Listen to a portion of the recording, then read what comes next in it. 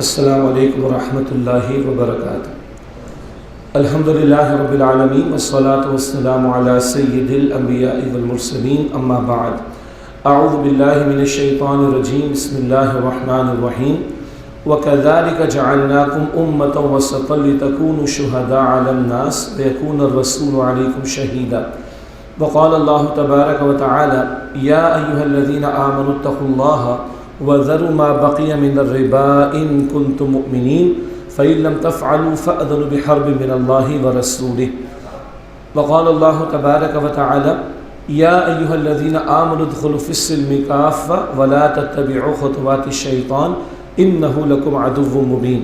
وقال الله تبارك وتعالى يا أيها الذين آمنوا إن تنصروا الله ينصركم ويثبت أقدامكم، صدق الله العظيم۔ اللهم صل على محمد وعلى آل محمد وبارك وسلم۔ رب اشرح لي صدري ويسر لي أمري واحلل عقدة من لساني يفقهوا قولي واجعل لي وزيرا من أهلي، آمین یا رب العالمین۔ سب سے پہلے میں اللہ تعالیٰ کا شکر ادا کرتا ہوں کہ اس کے فضل و کرم سے ایک بامقصد محفل میں ہم پریس کلب گجرات میں موجود ہیں۔ اللہ تعالیٰ کا شکر ادا کرنے کے بعد ہمارے پریس کلب کے جو صدر ہیں بشارت صاحب، ان کا اور ان کی ٹیم کا میں شکریہ ادا کرتا ہوں کہ ان کے توسط اور تعاون سے اس محفل میں یہاں آپ کے سامنے کچھ گزارشات پیش کرنے کا موقع ہے۔ پھر میں اپنی جانب سے اور تنظیم اسلامی کی جانب سے آپ تمام معزز مہمانوں کو، جن میں صحافی حضرات بھی ہیں، کچھ علماء بھی ہیں، وکلاء بھی ہیں، ریٹائرڈ ہمارے ساتھی ہیں جو مختلف گورنمنٹ آفیشلز کی پوزیشنز پہ رہے ہیں، تو مختلف آپ کہیے کہ واکس آف لائف سے ہمارے معزز مہمان موجود ہیں۔ میں تنظیم اسلامی کی جانب سے آپ تمام ساتھیوں کا شکریہ ادا کرتا ہوں۔ پھر یہ کہ اتوار کا دن ہے اور چھٹی کا دن ہے، اور عام طور پر پریس کے معاملات جو ہے وہ دوپہر کو 3 بجے کے بعد شروع ہوتے ہیں۔ میرا کراچی کا تجربہ ہے، تو صبح میں تو عام طور پر یہ ممکنات میں سے کم ہوتا ہے۔ البتہ میں بشارت صاحب سے عرض کر رہا تھا کہ پاکستان بھر میں جانا ہوتا ہے تو بڑے شہروں میں تو یہی معاملہ ہے کہ 3-4 بجے سے پہلے کارروائیاں شروع نہیں ہوتی، لیکن بعض اور شہروں میں ہم نے دیکھا کہ صبح کے اوقات میں بھی الحمدللہ یہ سلسلہ رہا ہے کہ جہاں ہم کہیں 10 بجے کہیں 11 بجے ہم نے پریس کلب میں گفتگو کی، اور ماشاءاللہ شہر کے معززین تشریف لائے اور ہماری محفل کو انہوں نے رونق بخشی۔ تو اللہ تعالیٰ آپ سب کا جمع ہونا اور آنا قبول فرمائے، اور ہمیں توفیق دے کہ ہم خیر کی بات بیان کر سکیں اور اس کے تقاضوں پر عمل کر سکیں۔ عام طور پر جو ٹرینڈ ہے پریس کے تعلق سے کلام کرنے کا، تو وہ تو ایک ڈائریکٹلی پولیٹیکل ایشوز پر بات ہوتی ہے اور سیاسی منظرنامے پر بات ہوتی ہے، اور پھر فوراً اگینسٹ کا معاملہ ہو جاتا ہے۔ اور اگر محرم الحرام کا مہینہ ہو تو بعض لوگ اپنے آپ کو حسینی کہتے ہیں اور دوسروں کو یزیدی کہتے ہیں۔ تو اس وقت تو سیاسی منظرنامے میں زبان کا بے دریغ استعمال یہ تو ہلکا جملہ ہے، بد کلامی، فحش گوئی اور گناہ کی باتیں، لعن طعن کی باتیں، ذاتیات پر اتر آنا، اور لوگوں کو چوراہے پہ لا کے برہنہ کر کے گویا کہ ان کی عزت کو تار تار کرنا۔ پھر اس سے آگے بڑھ کر سیاسی امور میں، ملکی معاملات میں، سیاسی امور میں نفرتیں اور عداوتیں یہاں تک پہنچ جائیں کہ بدلے نکالنا، ماضی کے بدلے نکالنا، اور ظلم و ستم کی انتہا کر دینا، قتل و غارت گری کا معاملہ کر دینا، یہ سارا کچھ ہمیں دکھائی دیتا ہے۔ لیکن تنظیم اسلامی معروف معنی میں مروجہ مفہوم کے اعتبار سے کوئی سیاسی جماعت نہیں ہے۔ ہم سیاسی ہیں، مختصر بات ہو جائے گی، لیکن ہم مروجہ مفہوم میں سیاسی جماعت نہیں ہیں۔ ہم انتخابی سیاست میں حصہ نہیں لیتے، بلکہ ہم ایک داعی کی حیثیت میں اور دین کی بات درمندی کے ساتھ رکھتے ہوئے اپنے آپ کو بھی اور پوری قوم کو بھی یاد دہانی کراتے ہیں کہ ہم اللہ کے بندے ہیں اور محمد مصطفیٰ علیہ السلام کے نمائندے ہیں۔ اس ناطے سے انفرادی معاملات زندگی اور اجتماعی معاملات زندگی میں اللہ کے دین پر عمل اور اللہ کے دین کو عام کرنا اور اللہ کے دین کے نظام کو قائم کرنے کی جد و جہد کرنا، یہ ہماری دینی ذمہ داریاں ہیں۔ اس کی دعوت ہم عوام کو بھی دیتے ہیں، اس کی دعوت ہم مختلف واکس آف لائف کے ذمہ داران کو بھی دیتے ہیں، اسی کی دعوت ہم پڑھے لکھے طبقات میں جو لوگ ہیں ان کو بھی دیتے ہیں، کاروباری طبقات کو بھی دیتے ہیں، جہاں موقع ملتا ہے سیاستدانوں کو بھی دیتے ہیں، اور اگر ملاقات کا موقع مل جائے تو وہاں بھی دے دیں گے، اور اگر ملاقات کا موقع نہیں ملے گا تو کہیں ممبر سے اور کہیں میڈیا کو استعمال کر کے ان تک ان باتوں کو پہنچانے کی ہم کوشش کریں گے۔ تو بہرحال آج میں 3 باتیں آپ کے سامنے مختصر رکھوں گا اور کوشش کروں گا کہ انشاءاللہ اگلے 25 منٹ میں بات میری مکمل ہو جائے، تاکہ آپ کے لیے سوالات کا موقع ہو، جیسے کہ کہا گیا، بتایا گیا کہ افہام و تفہیم کا بھی موقع ہوگا۔ تو میں کوشش کرتا ہوں کہ اگلے 25 منٹ میں اپنی بات مکمل کر لوں، پھر آپ حضرات کے سوالات اور ان کے جوابات کی ہم کوشش کریں گے۔ اور اگر آخر میں وقت ہوا، عام طور پر یہ انداز میں اختیار کرتا ہوں تعلیمی اداروں میں کہ 5, 10, 15 منٹ کی گفتگو ہو جاتی ہے طلبہ و طالبات کے ساتھ۔ ظاہر بات ہے وہ زیادہ سننا ان کے لیے مشکل ہوتا ہے، انٹریکشن زیادہ وہ چاہتے ہیں، اور اچھی بات ہے۔ پھر گھنٹے بھر کے سوالات ان کے ساتھ لیتے ہیں، سوال و جواب، اور آخر میں کہتے ہیں کہ 5 منٹ میرے ہیں، کیونکہ سوالات میں کبھی ہم شمال میں چلے جاتے ہیں، کبھی جنوب میں چلے جاتے ہیں، کبھی مشرق میں چلے جاتے ہیں، کبھی مغرب میں چلے جاتے ہیں، بعض لوگ کبھی 7 آسمانوں کے اوپر لے جاتے ہیں، بعض لوگ زمین کی تہ میں لے جاتے ہیں۔ تو پھر وہ جو میسیج مقصود ہوتا ہے وہ شاید ڈائلیوٹ ہو جاتا ہے۔ تو اگر یہاں وقت ہوا تو آخر میں 5 منٹ آپ سے اور لینے کا، نہیں ہوا تو پھر کہتے ہیں کہ کچھ رہنا چاہیے تاکہ آئندہ آنے کا بھی موقع رہے۔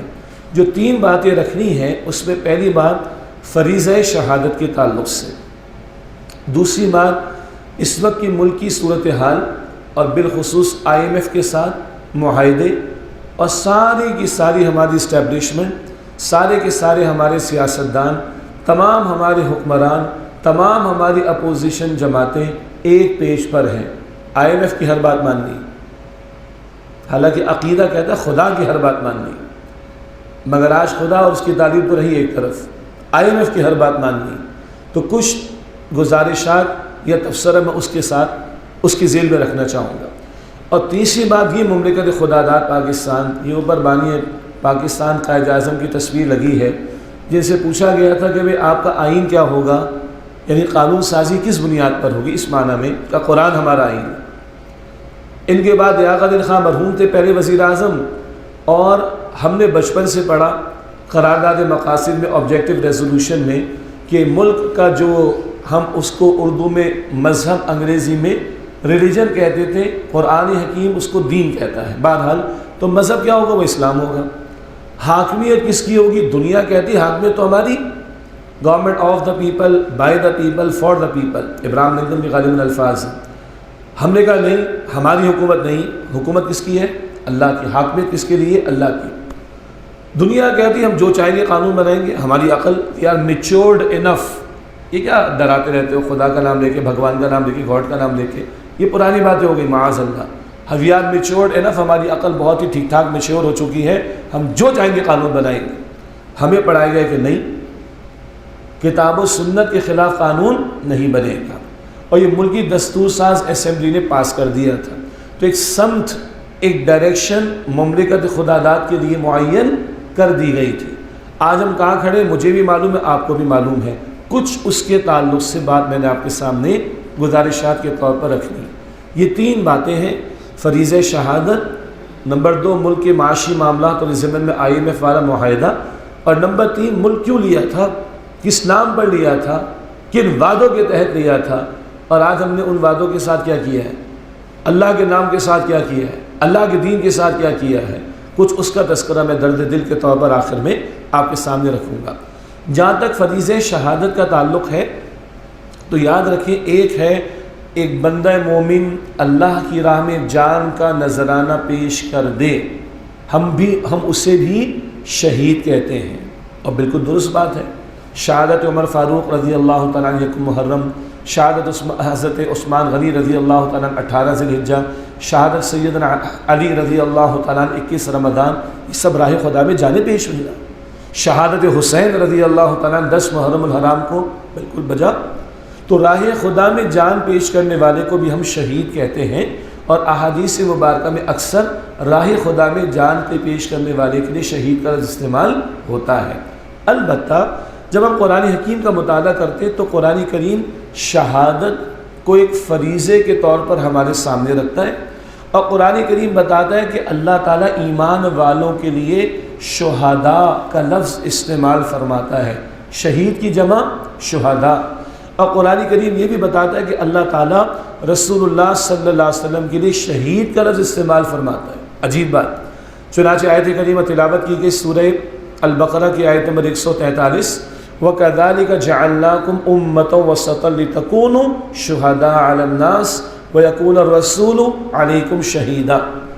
اے ایمان والو، اس طرح میں تمہیں درمیانی امت بنایا۔ پیچھے تحویل قبلہ، شفٹنگ آف قبلہ کی تفسیر ہے، وہاں جانے کا بھی موقع نہیں۔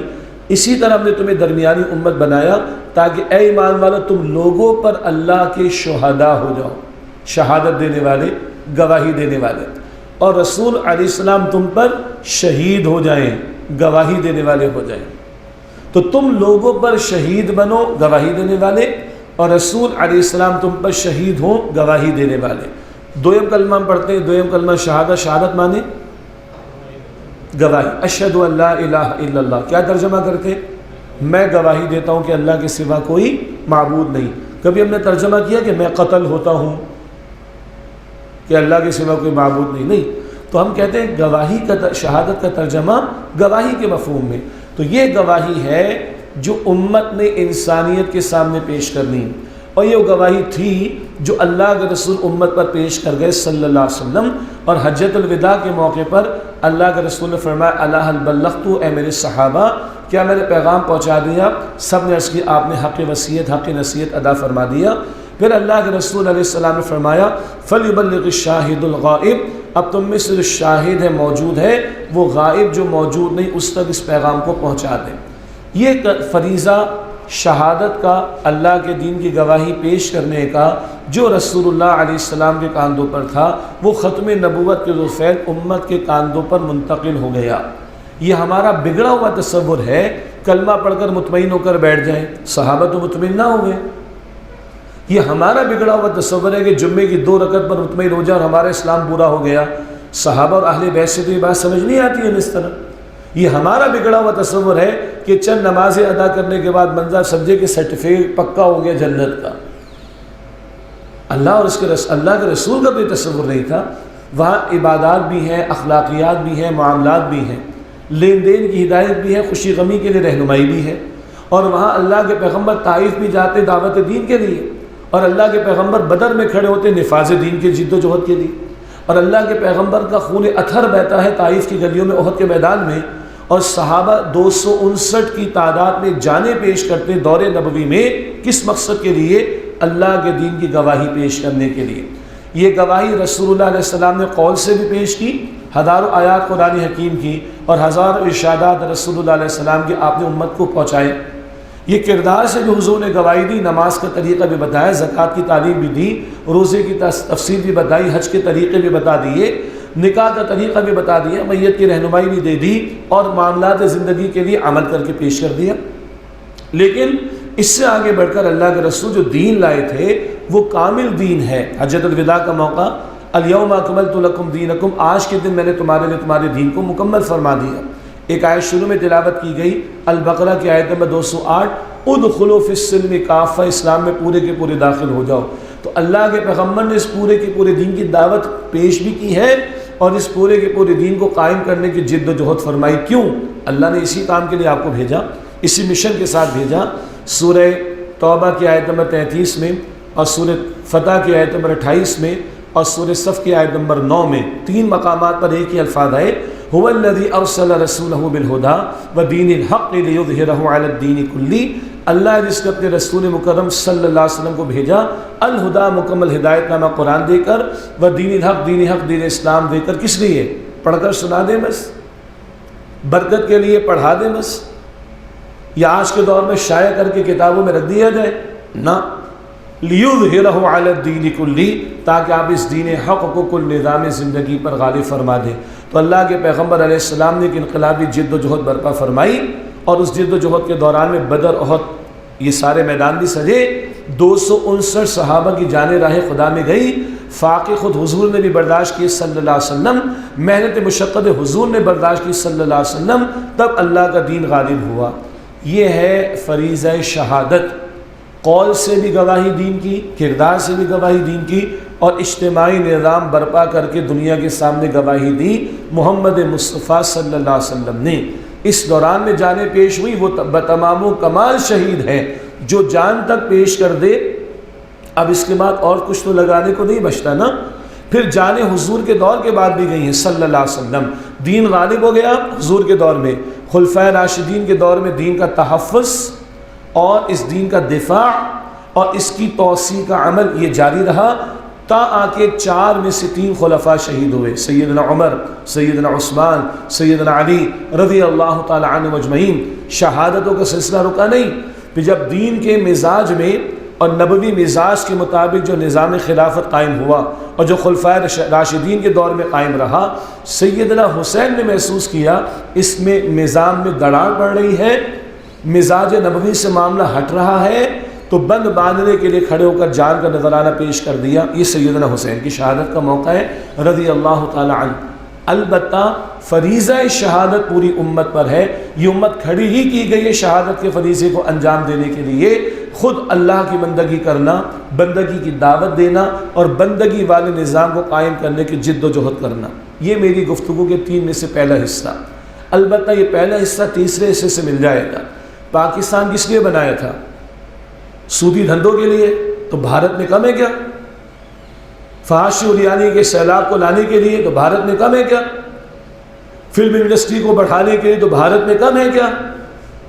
صرف کاروبار کرنے کے لیے، تو بھارت میں کاروبار کم ہے کیا؟ نہیں، ہم نے اس لیے لیا تھا اے اللہ خطہ زمین عطا کر جہاں تیرا دین نافذ کر کے ہم پورے دین پر عمل کر سکے، دنیا کے سامنے پریزنٹ کر سکے۔ یہ قائد اعظم نے بھی کہا تھا پاکستان منزل نہیں ہے، یہ ذریعہ ہے۔ کس بات کا؟ وہ تشریح ہم کیے دیتے ہیں۔ ذریعہ اس بات کا کہ ریاست کی سطح پر، اجتماعی سطح پر اللہ کا دین غالب ہوگا تو میں پورے دین پر عمل کر سکوں گا، اور دنیا کے سامنے شہادت ہم نے پیش کرنی ہے تو دنیا کو میں کہوں کہ قرآن پاک بڑی پیاری کتاب ہے، تو دنیا کیا کہے گی؟ ہوگی۔ کہاں ہے بتاؤ، تمہارے پاس ہے کہیں؟ اسلام بڑا پیارا دین ہے، دنیا کیا کہے گی؟ ہوگا۔ تم نے نافذ کیا ہے؟ تو پہلے آج کی 3 باتوں میں سے پہلی بات تیسری بات سے بھی جڑ جائے گی تھوڑی دیر کے بعد انشاءاللہ۔ اب آئیے دوسری بات، پاکستان کے معاشی حالات۔ پریس کلب گجرات میں بیٹھا ہوں، یہاں صحافی حضرات بھی ہیں اور ماشاءاللہ شہر کے معززین بھی ہیں، آپ مجھ سے زیادہ معاشی حالات سے واقف بھی ہیں، اور مجھ جیسا عام آدمی وہ اچھی طرح اس وقت کی معاشی صورتحال کو بھگت رہا ہے۔ بڑا لالی پاپ دیا جی، پیٹرول کم کر دیا، اور بجلی کا بم مار رہے ہیں ہمارے اوپر، گیس کے بم ماریں گے بھی ہمارے اوپر، مذاق بنا کے رکھا۔ اور جناب IMF سے معاہدہ ہو گیا، پچھلے آرمی چیف جنرل باجوہ صاحب، اور جی ہم نے کروا دیا، اس وقت عمران خان کی حکومت ہم نے کروا دیا، آج کی حکمراں اپوزیشن میں نہیں، ہمارے مراسم ہم نے بنا لیا۔ سبحان اللہ، ساری اسٹیبلشمنٹ، اس وقت کی حکومت پچھلی اور اس وقت کی اپوزیشن، سب ایک پیج پر تھے، آج بھی سارے ایک پیج پر ہیں، اسٹیبلشمنٹ نے کروا دیا۔ ہاں جی، حکمراں کہہ رہے جی ہماری جیت ہو گئی، 9 مہینے کا بس ایک بائی پاس کا ایک اسٹنٹ ملا ہے تھوڑا سا ہمیں، اور بڑے خوشیاں منا رہے ہیں، اور جو اپوزیشن والے لکھ کر دے رہے ہیں، پریشان نہ ہونا، اگر آئندہ ہمیں حکمرانی مل گئی تو ہم پوری دیانتداری، پوری ایمانداری کے ساتھ تمہارے معاہدے کی پاسداری کریں گے۔ انا للہ و انا الیہ راجعون۔ میری اپنی فیلڈ چارٹرڈ اکاؤنٹنسی کی رہی ہے، 20 سال پرانی۔ میں سمجھ سکتا ہوں کہ خالص اس عقل سے سوچیں گے نا تو یہ کشکول پھیلانا ہی پڑے گا، کتوں کی طرح زندگی، معاف کیجیے گا مجھے، گزارنی پڑے گی، ہڈی دے دو بس، ہڈی دے دو کسی طرح۔ اس عقل سے سوچیں گے تو یہی ہوگا۔ تو عقل تو مار رہی ہے مجھے اور آپ کو۔ آپ کے میرے شہر میں بھی ایک بچہ پیدا ہوگا، 3 لاکھ روپے کا مقروض پیدا ہوگا، اور آج ہم کہاں کھڑے ہیں؟ سیدنا علی فرماتے رضی اللہ تعالیٰ عنہ، جو مقروض بندہ ہوتا ہے نا وہ غلام ہوتا ہے، اور غلام کی اپنی آزاد مرضی نہیں ہوتی، غلام اپنے فیصلے خود نہیں کرتا۔ آج ہم بھگت رہے، نہ بجلی کے ریٹ ہم طے کر سکتے، نہ گیس کے ریٹ ہم طے کر سکتے، نہ پیٹرول کی سبسڈی ہم طے کر سکتے ہیں، جو وہ کہیں گے ہمارے مائی باپ، ہم ان کی بات کو مانیں گے۔ اور جب اللہ کا حکم توڑے اور سینہ تان کر اللہ سے جنگ کے لیے تیار ہوں، سود خوری، تو پھر یہ ہونا تو ہے۔ پچھلے سال بجٹ کا 40% حصہ سود اور سودی قرضوں کو ادا کرنے کے لیے معین کیا گیا تھا۔ اس سال کا وفاقی حکومت کے بجٹ میں 50% حصہ صرف سودی قرضوں اور ان پر سود ادا کرنے کے لیے معین کیا گیا۔ قوم کے پاس بچے گا کیا؟ کیا بچے گا قوم کے پاس؟ اور یہ مستقل سود بڑھتا جا رہا ہے، بڑھتا جا رہا ہے، بڑھتا جا رہا ہے، بڑھتا جا رہا ہے۔ اور قوم کا حال تباہ ہوتا جا رہا ہے، تباہ ہوتا جا رہا ہے، تباہ ہوتا چلا جا رہا ہے۔ اس اعتبار سے جان لیجئے کہ یہ معاہدات، ظاہری بات ہے یہ ہمارے ہاں اردو میں محاورہ چلتا ہے، IMF نے، ورلڈ بینک نے کوئی ہمدرد دواخانہ کھول رکھا ہمارے لیے کہ ہم سے ہمدردی ہوگی۔ پہلے وہ اپنی عسکری قوتوں کے ذریعے سے قوموں کو غلام بناتے تھے، اب ان کے ہاتھ میں بڑا ٹول آ گیا ہے سرمایہ دارانہ نظام کا، سود خوری کے دھندے کا، اس کے ذریعے سے قوموں کو غلام بناتے ہیں۔ کچھ جینے کے لیے دے دیتے ہیں، $3 ارب میں سے کتنے دے دیے؟ 1.2 دے دیے، ابھی 1.8 کے لیے کہہ رہے نہیں، اور شرائط، اور شرائط کہاں تک جائیں گی؟ آج تو ہو گیا جناب بجلی کے ریٹ، گیس کے بل بڑھا دو، ڈائریکٹ ٹیکسز بڑھا دو، نئے ٹیکسز لے آؤ، یہاں سے وصولی کروا لو، وہاں سے وصولی کروا لو، قوم کو مارے جاؤ مارے جاؤ مارے جاؤ۔ کچھ ہماری موٹر ویز بھی گروی رکھ چکے ہیں ہم، اور کچھ باتیں پبلک میں آتی نہیں ہیں۔ وہ کہیں گے جو ہے دیتے چلے جاؤ، ہمیں موٹر ویز بھی دے دو، ایئرپورٹس بھی دے دو، یہ بھی دے دو، وہ بھی دے دو۔ ان دین دشمنوں کو اور انسانیت دشمنوں کو اس مملکت خداداد کا اسلامی دینی تشخص کھٹکتا ہے، اور دوسرا جو اللہ نے چھپڑ پھاڑ کر اسلامی مملکت پاکستان کو، مملکت خداداد پاکستان کو جو ایٹمی صلاحیت عطا کی، وہ ان کو کھٹکتی ہے۔ بالآخر کیا مطالبہ کریں گے؟ یہ دے دو ہمیں۔ تو کیا بچے گا آپ کے پاس، میرے پاس؟ ظاہری اسباب کے تحت کہہ رہا ہوں۔ 14 مئی 1998 کو بھارت نے اعلان کیا کہ ہم نے ایٹمی دھماکے کر دیے، بند تو پہلے چکے تو ان کے بھی اور ہمارے یہاں بھی۔ تو 14 مئی 1998 کو واجپئی وزیر اعظم تھا، اس کے دور حکومت میں بھارت نے ایٹمی دھماکوں کا اعلان کیا۔ 15 مئی کو واجپئی وزیر اعظم بھارت کا بیان آتا ہے، پاکستان کی اینٹ سیٹ بجا دیں گے۔ 2 ہفتے بعد 28 مئی یوم تکبیر کہتے ہیں نا، 28 مئی 1998 پاکستان نے ایٹمی دھماکوں کا اعلان کر دیا۔ 29 مئی کی صبح واجپئی کا بیان تھا، we are ready for table talks, ہم مذاکرات کے لیے تیار۔ یہ سنیے گا بات، ورنہ کب کا بھارت ہڑپ کر چکا ہوتا ہمیں، اگر یہ ایٹمی صلاحیت اللہ تعالیٰ نے ہمیں نہ دی ہوتی۔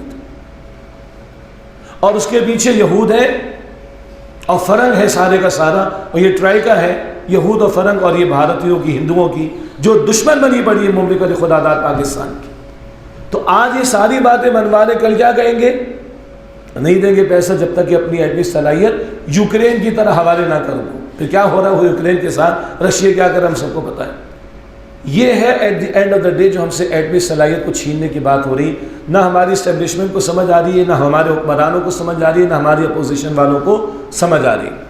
لوگ کہہ سکتے ہیں بھائی بات تو تم ٹھیک کرو، لیکن یہ دماغ خراب کرنے والی بات ہے۔ بالکل، دماغ خراب ہوگا تبھی یہ بات ہوگی، دیوانہ کوئی بنے گا تبھی یہ بات ہو سکتی ہے، ورنہ ہم نے سسک کر مرنا ہی ہوگا، سسک کر مرتے ہی چلے جائیں گے۔ ایک دفعہ مرد بن کر آنکھوں میں آنکھیں ڈال کر بات کریں، کیا مطلب؟ 2004 کے آس پاس کا دور ہے، لاطینی امریکہ، لیٹن امریکہ جو کنٹریز ہیں، ان میں سے بعض نے ان انسٹیٹیوشنز کو کہہ دیا بہت تمہیں سود دے چکے ہم، اور ہمارے حکمرانوں نے دیا تھا، بعد والوں نے کہا ہم کیوں بھگتے اس کو، نہیں دیتے تمہیں۔ تو ان کی ہوش ٹھکانے آگے چھوٹے چھوٹے ممالک تھے، اور ان کو انہوں نے ریبیٹ دیا، ڈسکاؤنٹ دیا، اور ان کے ساتھ معاملہ انہوں نے ہلکا کیا۔ ایک بہت بڑا فراڈ ہمارے ساتھ امریکہ نے کیا تھا، پاکستان سے پیسے لے لیے تھے F-16 کے پورے پیسے، اور اس کے بعد انہوں نے فراڈ کیا بدماشوں نے ہمارے ساتھ کہ جناب ہماری کانگریس نے ترمیم پاس کر دی، پریسٹر ترمیم، اور ہم باؤنڈ ہو گئے کہ اپنی قانون ساز ادارے کی قانون سازی کے مطابق عمل کریں، اور ہم پاکستان کو F-16 نہیں دیں گے۔ بزرگوں کو یاد ہوگا، ہم نے تو یہ بات پڑھی ہے۔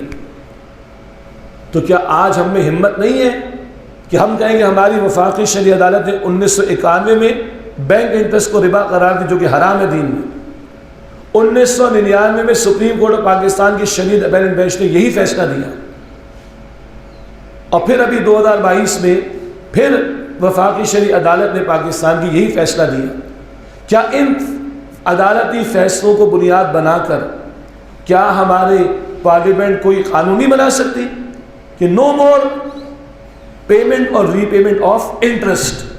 اور تم ان کو قانون دکھاؤ، انہوں نے بھی تمہیں قانون دکھایا نا کہ ہماری کانگریس سے ترمیم پاس کر دی، ہم نہیں دے سکتے آپ کو F-16، آپ دکھاؤ ہماری پارلیمنٹ نے قانون پاس کر دیا، نہیں دیں گے تمہیں، سوچ کیا کر لو گے تم ہمارا؟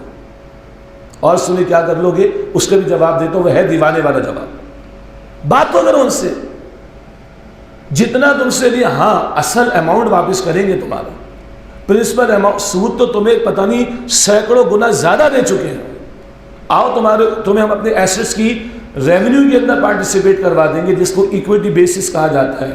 اس میں ایک ٹیکنیکل ٹرم ہے ڈیٹ ایکویٹی سویپ، یہ ذرا ٹیکنیکل مسئلہ ہے، اکاؤنٹس کی فیلڈ کے لوگ زیادہ سمجھتے ہیں، لیکن وہ بھی ذرا گہری اکاؤنٹنگ جانتے ہوں یا فائنینس وغیرہ کو، یہ سارے آپشنز اویلیبل ہیں۔ میں اس سے بڑا دیوانوں والا آپشن آپ کے سامنے رکھوں، یہ بھی ہم نے پڑھی اور سنی، یہ بات تصدیق شدہ بات ہے، بزرگوں کو یاد ہوگا۔ جنرل ضیاء الحق مرحوم کا دور تھا اور بڑے حالات کشیدہ تھے پاکستان اور بھارت کے، اور ضیاء الحق نے کہا کہ بھائی تیاری تو رکھو، ذرا میں کرکٹ کا میچ دیکھ کر آتا ہوں اور راجیو گاندھی سے ملاقات کر کے آتا ہوں۔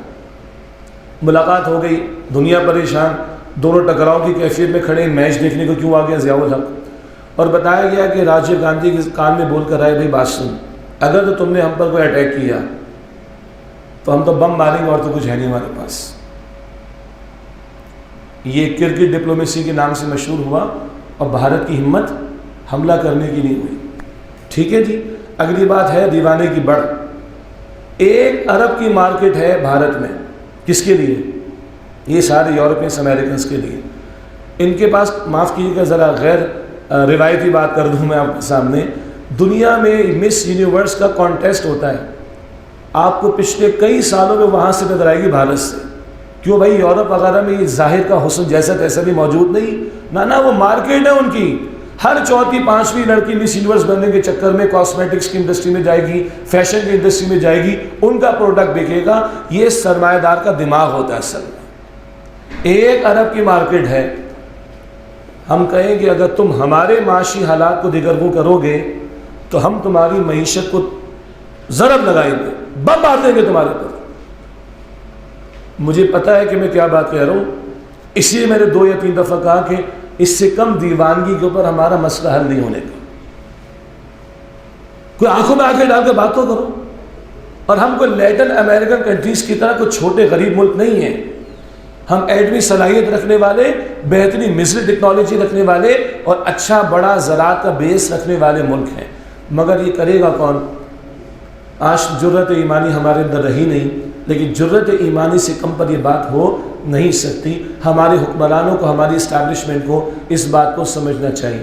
ضمناً چند باتیں اور، سارا بوجھ عوام پر ڈالا جاتا ہے ٹیکسز کا، میں بھی بھگتتا ہوں، آپ بھی بھگتتے ہیں۔ بھائی گاڑی پہ آتے ہیں، پیٹرول فری میں تھوڑی آ رہا ہے، بجلی سوال کر رہے فری میں تھوڑی آ رہی۔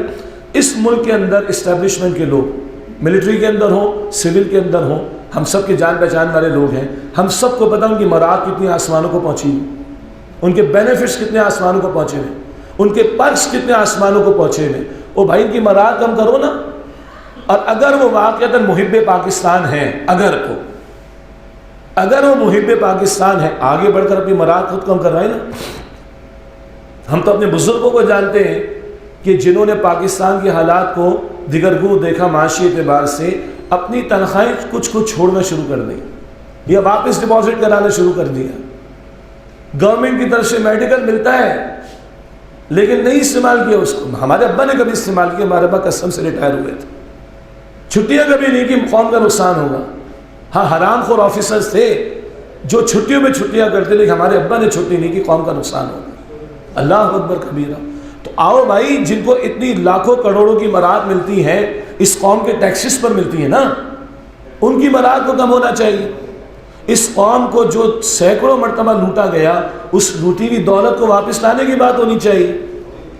اور آج حد یہ کہ قوم کے ٹیکسز کے اوپر جو پیسہ گورنمنٹ کے پاس آ رہا ہے، وقت کا صدر جا کر 50 لوگوں کے ساتھ عمرہ کرتا ہوں، پورے گروہ جا کر عمرے کرتے ہوں، عیاشیاں کرتے ہوں، اللہ تللے کرتے ہوں۔ ایک جج کو، ایک بیوروکریسی کے بڑے آفیسر کو ہزاروں لیٹر پیٹرول ملتا ہے ماہانہ، اور قوم بیچاری سسک رہی ہے بجلی کے پیٹرول کے ریٹس کی وجہ سے۔ تو غور کرنے کی بات ہے، یہ مراد یافتہ طبقہ، ان سے بات کرو بھائی، ان کی مراد کو کم کرو۔ جو قوم کو لوٹ کر بیٹھے ہوئے، ان سے دولت واپس لو، اوباما کی دنیا میں 2 ملکوں میں بھی جائیداد نہیں تھی، ہمارے والے کو کہ اتنوں میں کہ پتہ نہیں کہ کتنے ملکوں کے اندر جائیداد ہوتی ہے۔ ان سے واپسی کی بات کی جائے، زراعت کے شعبے میں کوئی ٹیکس نہیں۔ اگر تو انقلابی رائے جو ہمارے استاد ڈاکٹر اسرار صاحب بیان کرتے تھے رحمۃ اللہ علیہ، وہ تو تھی کہ بھائی یہ خراجی زمینیں، مفتوحہ علاقے، ریاست کی ملکیت ہے، خراج دینا پڑے گا جو اس کو آباد کرے گا۔ کم از کم باقی علماء کہتے ہیں عشری زمینیں، کوئی عشر کی وصولی نہیں ہے، زراعت سے کوئی ریونیو جنریشن نہیں ہو رہا، اور اتنا بڑا یہ زراعت اور ریونیو جنریشن کا آپشن موجود ہے، اس کی طرف توجہ کا معاملہ نہیں۔ سارا ظلم بیچاری عوام پر، وہ مر رہی ہے، مارا جا رہا ہے اس کو، لیکن مراد یافتہ طبقوں کو کوئی کچھ نہیں کہہ رہا۔ دولت جو لوٹی گئی اس کو واپس لانے کی کوئی بات نہیں ہو رہی، اور وہ ایونیوز جہاں سے ریونیو جنریشن ہو سکتا ہے کوئی توجہ نہیں۔ ایک اور بات اللہ نے یاد دلایا مجھے، یہ ہم پنک سالٹ استعمال کرتے ہیں نا، کیا کہ گلابی نمک جس کو کہتے ہیں، دنیا میں پنک سالٹ کا سب سے بڑا ریزرو ہمارے پاس ہے، اور دنیا میں اس کی 14 ارب ڈالر کی مارکیٹ بنتی ہے، 14 ارب ڈالر کی۔ ہم کتنوں کے لیے تللے کر رہے ہیں؟ 3 ارب ڈالر کے لیے 14 ارب ڈالر کی مارکیٹ ہے، سب سے بڑا ریزرو پنک سالٹ کا ہمارے پاس، مگر ہماری بیڈ گورننس ہے۔ یو اے ای کے لوگوں نے اور انڈیا کے لوگوں نے ہم سے کوڑیوں کے مول لیا، اس کی برانڈنگ کر کے پوری دنیا میں بیچا۔ اگر آج ہم اپنے لوکل لوگوں کو گورنمنٹ سپورٹ کرے، اب تو ماشاءاللہ ہمارے صوبے سالار بھی ملک کے حوالے سے بڑے پریشان نظر آتے ہیں، تو وہ زراعت میں بھی آ گئے ہیں، وہ آئی ٹی میں بھی آ گئے ہیں، اور وہ بزنس کمیونٹی کے ساتھ بھی ڈیل کر رہے ہیں۔ بہرحال یہ اپنی جگہ بحث طلب بات ہے، لیکن بہرحال اگر ملک بیچارے سطح پر آ گیا اور صوبے سالار فکر مندی کر رہے ہیں، تو فکر مندی تو ہر ایک کو ہونی چاہیے۔ میں تو درد مندی سے 2 جمعوں میں عرض کر چکا ہوں، یہاں بھی عرض کر دوں گا ایک اور فکر مندی کی بات بھی انشاءاللہ، جو کہ تیسری بات ہے۔ تو عرض کرنے کا مطلب ہے کہ بھائی لوکل انڈسٹری کو تھوڑا سا سپورٹ کرو، اور 14 ارب ڈالر کی مارکیٹ کو اگر آدھا بھی آپ کیٹر کر لو تو یہ 3 ارب ڈالر کے لیے یہ منتیں کرنی پڑتی ہیں آئی ایم ایف کی، اللہ گھر بیٹھے آپ کو دے گا۔ یہ تو وہ پنک سالٹ ہے کہ جو منظر عام پر ہے، اور اس کی مارکیٹ دنیا میں بنی ہوئی، ورنہ نہ جانے کتنی منرلز ہیں، ہم تو تیل بھی نکال سکتے نا۔ جرأت ایمانی کے ساتھ تو طالبان نے چائنا کی کمپنیوں کو انگیج کر کے نکلوانا شروع کر دیا۔ ہم تو کہتے نہیں جی امریکہ ناراض ہو جائے گا، فلاں ناراض ہو جائے گا، فلاں ناراض ہو جائے گا، جرأت ایمانی نہیں ہے نا۔ تو بہرحال معاشی حالات کے ذیل میں پہلی بات یہ معاہدے میں خوشیاں منا رہی ہیں، قوم کو اور غلام بنانے کی بات۔ دوسری بات یہ بہت سارے ایونیوز ہیں کہ جن کو ٹیپ کرنے کی، جن پر توجہ کرنے کی ضرورت، لیکن اصل بات کیا ہے، اللہ اور اس کے رسول سے جنگ ختم نہیں کر رہے ہیں۔ فَأَذَنُ بِحَرْبٍ مِّنَ اللَّهِ وَرَسُولِهِ، قرآن کریم کہتے ہیں سورۃ البقرہ میں، اگر اللہ یہ سود کے معاملات کو نہیں چھوڑتے تو اللہ اور اس کے رسول علیہ السلام سے جنگ کے لیے تیار ہو جاؤ۔ اور میں دھڑلے سے یہ بات بالکل 2 ٹوک انداز میں کہوں، تمام ہمارے آرمی کے ذمہ داران، تمام ہمارے سول حکمران، تمام ہماری سیاسی جماعتیں یہاں ایک پیج پر ہیں، کوئی سیریس نہیں سود کے خاتمے کے لیے، کوئی سیریس نہیں ہے، ماضی میں کوئی سیریس نہیں تھا۔ اسلام کے نام لینے والے بھی پہلے بھی تھے، آج بھی ہیں، لیکن اس معاملے میں بولنے کو تیار نہیں۔ اور جو مقتدر قوت ہے اس ملک کے اندر وہ ہر جگہ آ رہی ہے، میں تو گزارش کرتا ہوں ادھر بھی آ جاؤ، ذرا اپنی طاقت کو استعمال کر کے اس سود کے دھندے کو ختم کر دو۔ خدا اپنے خزانے خدا کی قسم آسمان سے کھول دے گا، زمین سے کھول دے گا، اور ہم الٹے لٹک جائیں، ساری دنیا کی مان لیں، اور اللہ اس کے رسول سے جنگ جاری رکھے، سود کے دھندے جاری رکھ کر، تو ہمارے معاملات کبھی سدھر نہیں سکتے۔ تیسری بات آج کے تعلق سے مختصر کر لیتا ہوں، ہم نے ملک اسلام کے نام پر لیا تھا، لبرل طبقات کے بچے یا ان کے بچے یعنی پوتے پوتیاں بھی اسکولوں میں جائیں گے نا تو پڑھ کر آئیں گے پاکستان کا مطلب کیا، لا الہ الا اللہ۔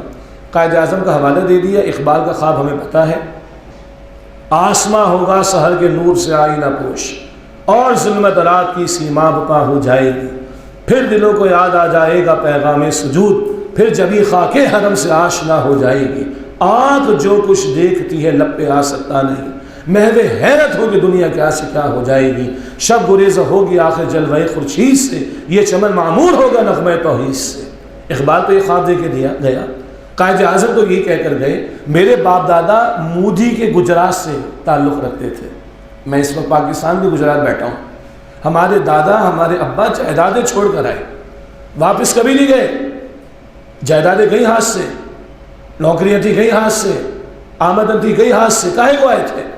یہ خطہ ملا ہے، یہاں اللہ کا دین غالب ہوگا، یہاں اللہ اس کے رسول کی اطاعت ہوگی، یہاں قرآن کا نظام آئے گا، یا محمد مصطفیٰ کا نظام آئے گا، چلو پاکستان کی طرف۔ ننگے پیر آئے تھے، ننگے پیر۔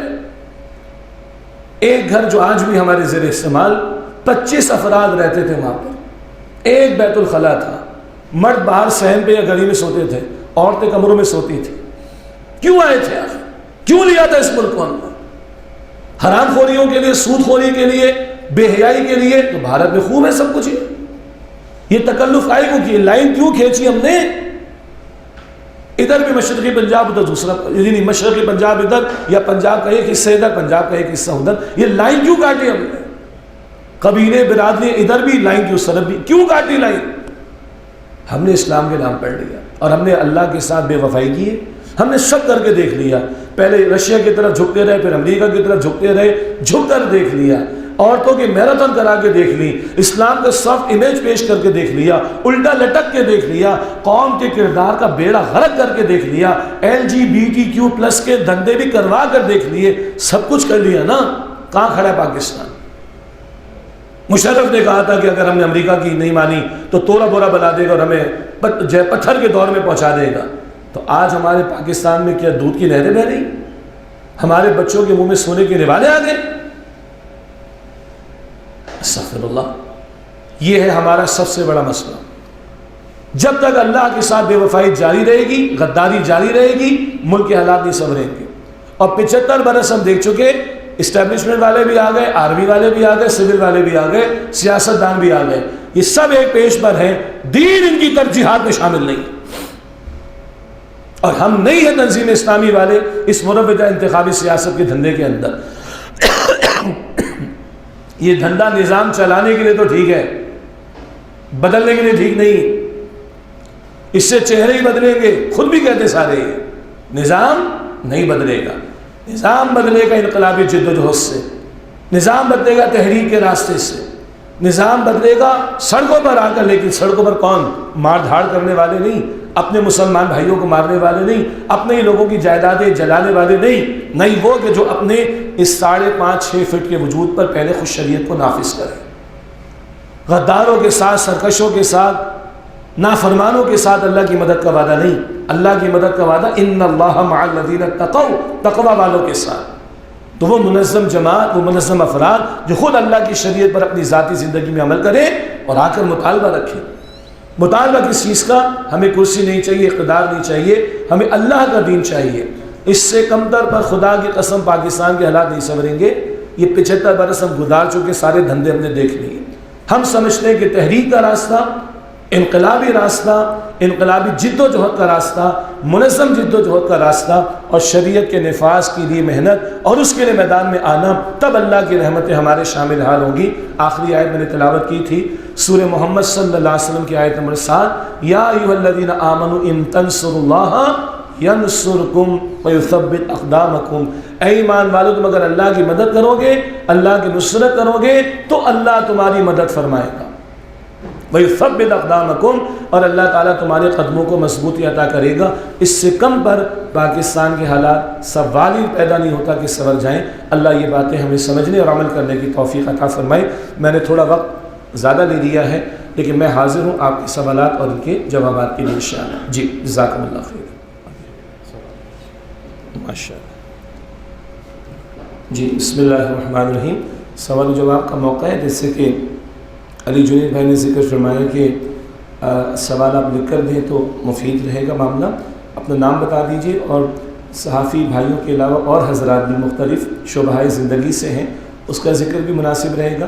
آپ کا فون نمبر بھی آ جائے تاکہ آئندہ رابطے کی بھی سہولت رہ سکے گی انشاءاللہ تعالی۔ کچھ سوالات آگے ہمارے محترم بھائی کی طرف سے، شاہد صاحب کی طرف سے بڑی محبت فرماتے ہیں، اور اسی محبت کے تسلسل میں 3 سوالات ہیں ماشاءاللہ۔ ان کا وکالت کے پیشے سے تعلق ہے۔ پہلا سوال ہے کہ گزارش ہے کہ رہنمائی فرمائے کہ IMF کے چنگل سے نکل کر ہم ڈیفالٹ کرنے سے کیسے بچ سکتے ہیں۔ میں نے کہا تھا کہ درمیان میں کہ دیوانہ بننا پڑے گا، اگر ڈیفالٹ نہیں کریں گے تو کبھی چنگل سے نہیں نکلیں گے. اور ایک ہوتا ہے ڈیفالٹ تو ہم کر چکے ہیں. میں کراچی رہتا ہوں, پورٹ پہ ہزاروں کنٹینرز ہیں, چھڑانے کے لیے پیسے بھی نہیں, ڈالر نہیں, تو ان فیکٹ تو ڈیفالٹ کر چکے ہیں. یہ لالی پاپ ہے اوپر سے جو چل رہے ہیں. اچھا وہ کیوں دیتے ہیں؟ کہتے ہیں نا گھوڑے کو دوڑانا ہے تاکہ وہ کما کے دے, تو کچھ تو کھلاؤ اس کو, اتنا کھلاؤ کہ گھوڑا زندہ رہے اور ہمیں دیتا رہے. اگر گھوڑے کو بولنے کی صلاحیت ہو اور اگر انکار کرنے کی طاقت ہو تو اس کا مالک بھی تھوڑا 2 مرتبہ سوچے کہ اس کو کھانا اچھی طرح کھلا دوں, اگر اسے دینا چھوڑ دیا تو میں تو مر جاؤں گا. یہ ہمارے ساتھ ہو رہا ہے. تو ایک دفعہ ڈیفالٹ کریں. عجیب لگ رہی ہے نا بات. شیر کی طرح جینا سیکھیں, کیا گیدڑ کی طرح مرتے رہیں گے, سسکتے رہیں گے. اور ہم ظاہر کے اسباب اپنی جگہ, خدا کو مانتے ہیں یار, اللہ پر توکل کر کے اللہ کے دشمنوں کو انکار تو کرو گا. بھوکا مار دے گا اللہ کے نہیں مارے گا بھوکا اللہ. اور پھر ظاہر کے اسباب پر آئے, ایٹم بم سجانے کے لیے کیا, مارنے کی بات نہیں کر رہا میں, وہ دھمکی تو دو کچھ ان کو. جیسے راجیو گاندھی کے کان میں کچھ کہہ دیا تھا, ماریں گے تمہارے اوپر ہم, ان کو دن میں تارے نظر آ جائیں گے. تو چنگل سے تو نکلنے کے لیے ڈیفالٹ کرنا پڑے گا سر.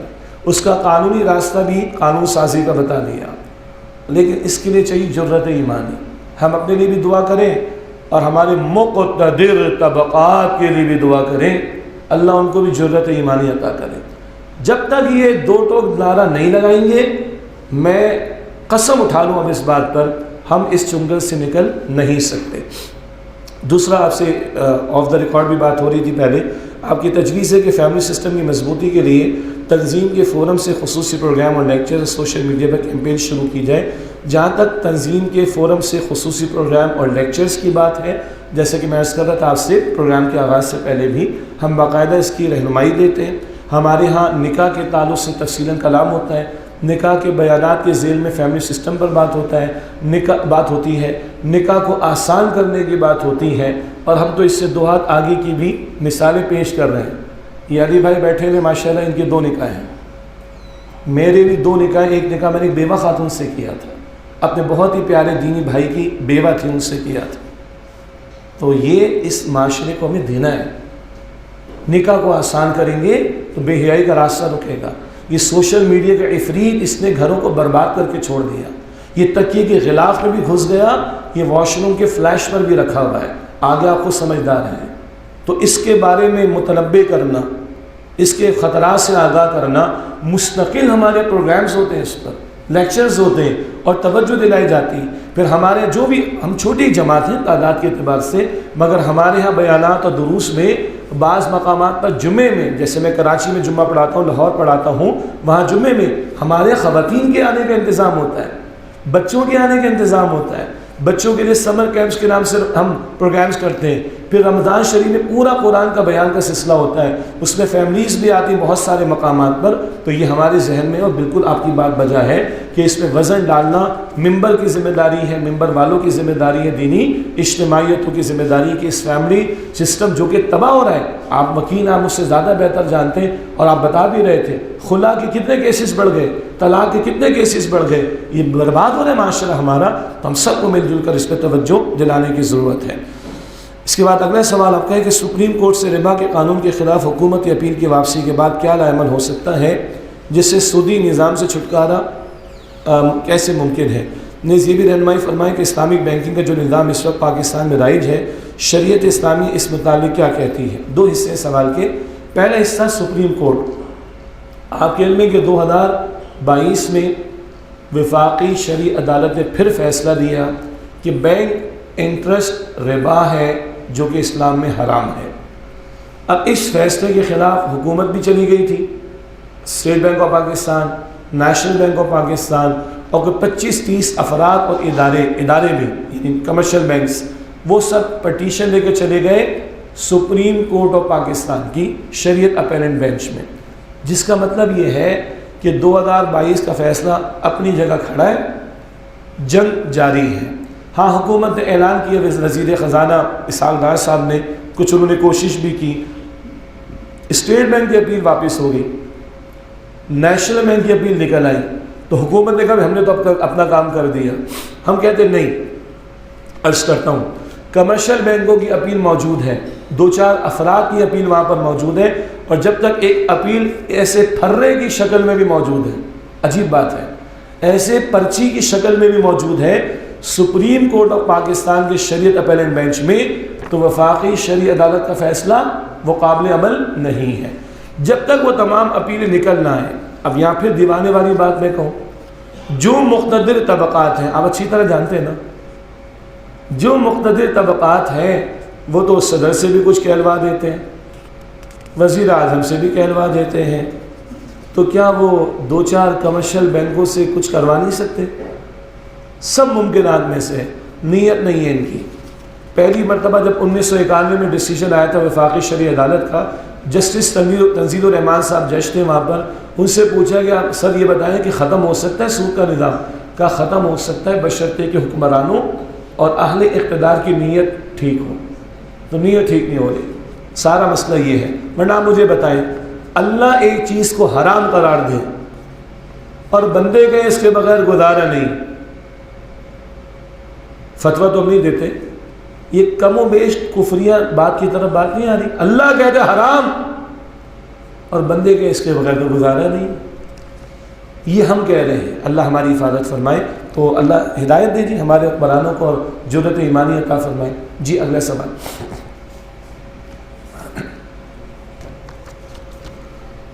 محمد سلیمان بٹ صاحب ہیں، روزنامہ جہان پاکستان سے تشریف رکھتے ہیں.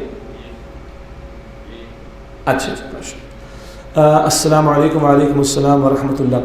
آپ فرماتے ہیں کہ آپ کی تنظیم اسلامی سود کے خلاف کئی سالوں سے کام کر رہی ہے، لیکن تاحال کوئی خاص کارروائی نہیں ہوئی، جگہ جگہ سود کا کاروبار جاری ہے اور بیگ دکان وغیرہ سبھی سود پر چل رہے ہیں. بالکل آپ بالکل صحیح فرما رہے ہیں. یہ بالکل ایسے ہی ہے کہ 950 سال تک قوم نے نوح علیہ السلام کی بات نہیں مانی. وہ تو اللہ کے جلیل القدر پیغمبر تھے، ہماری کیا حیثیت ہے؟ کسی موقع پر ایک دنیا نیوز کے اینکر پرسن ہے انیق احمد صاحب، آپ لوگ واقف ہوں گے، ان کے پروگرام میں ہم جاتے بھی ہیں.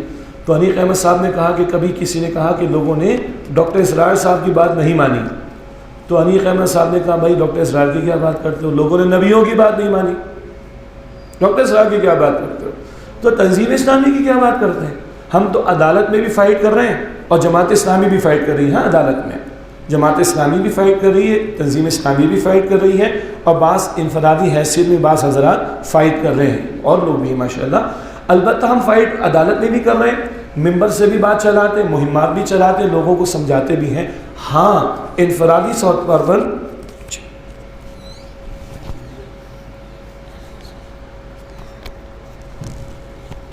معاف کیجیے گا، تو انفرادی طور پر تو کچھ مثالیں ہمارے سامنے ہیں.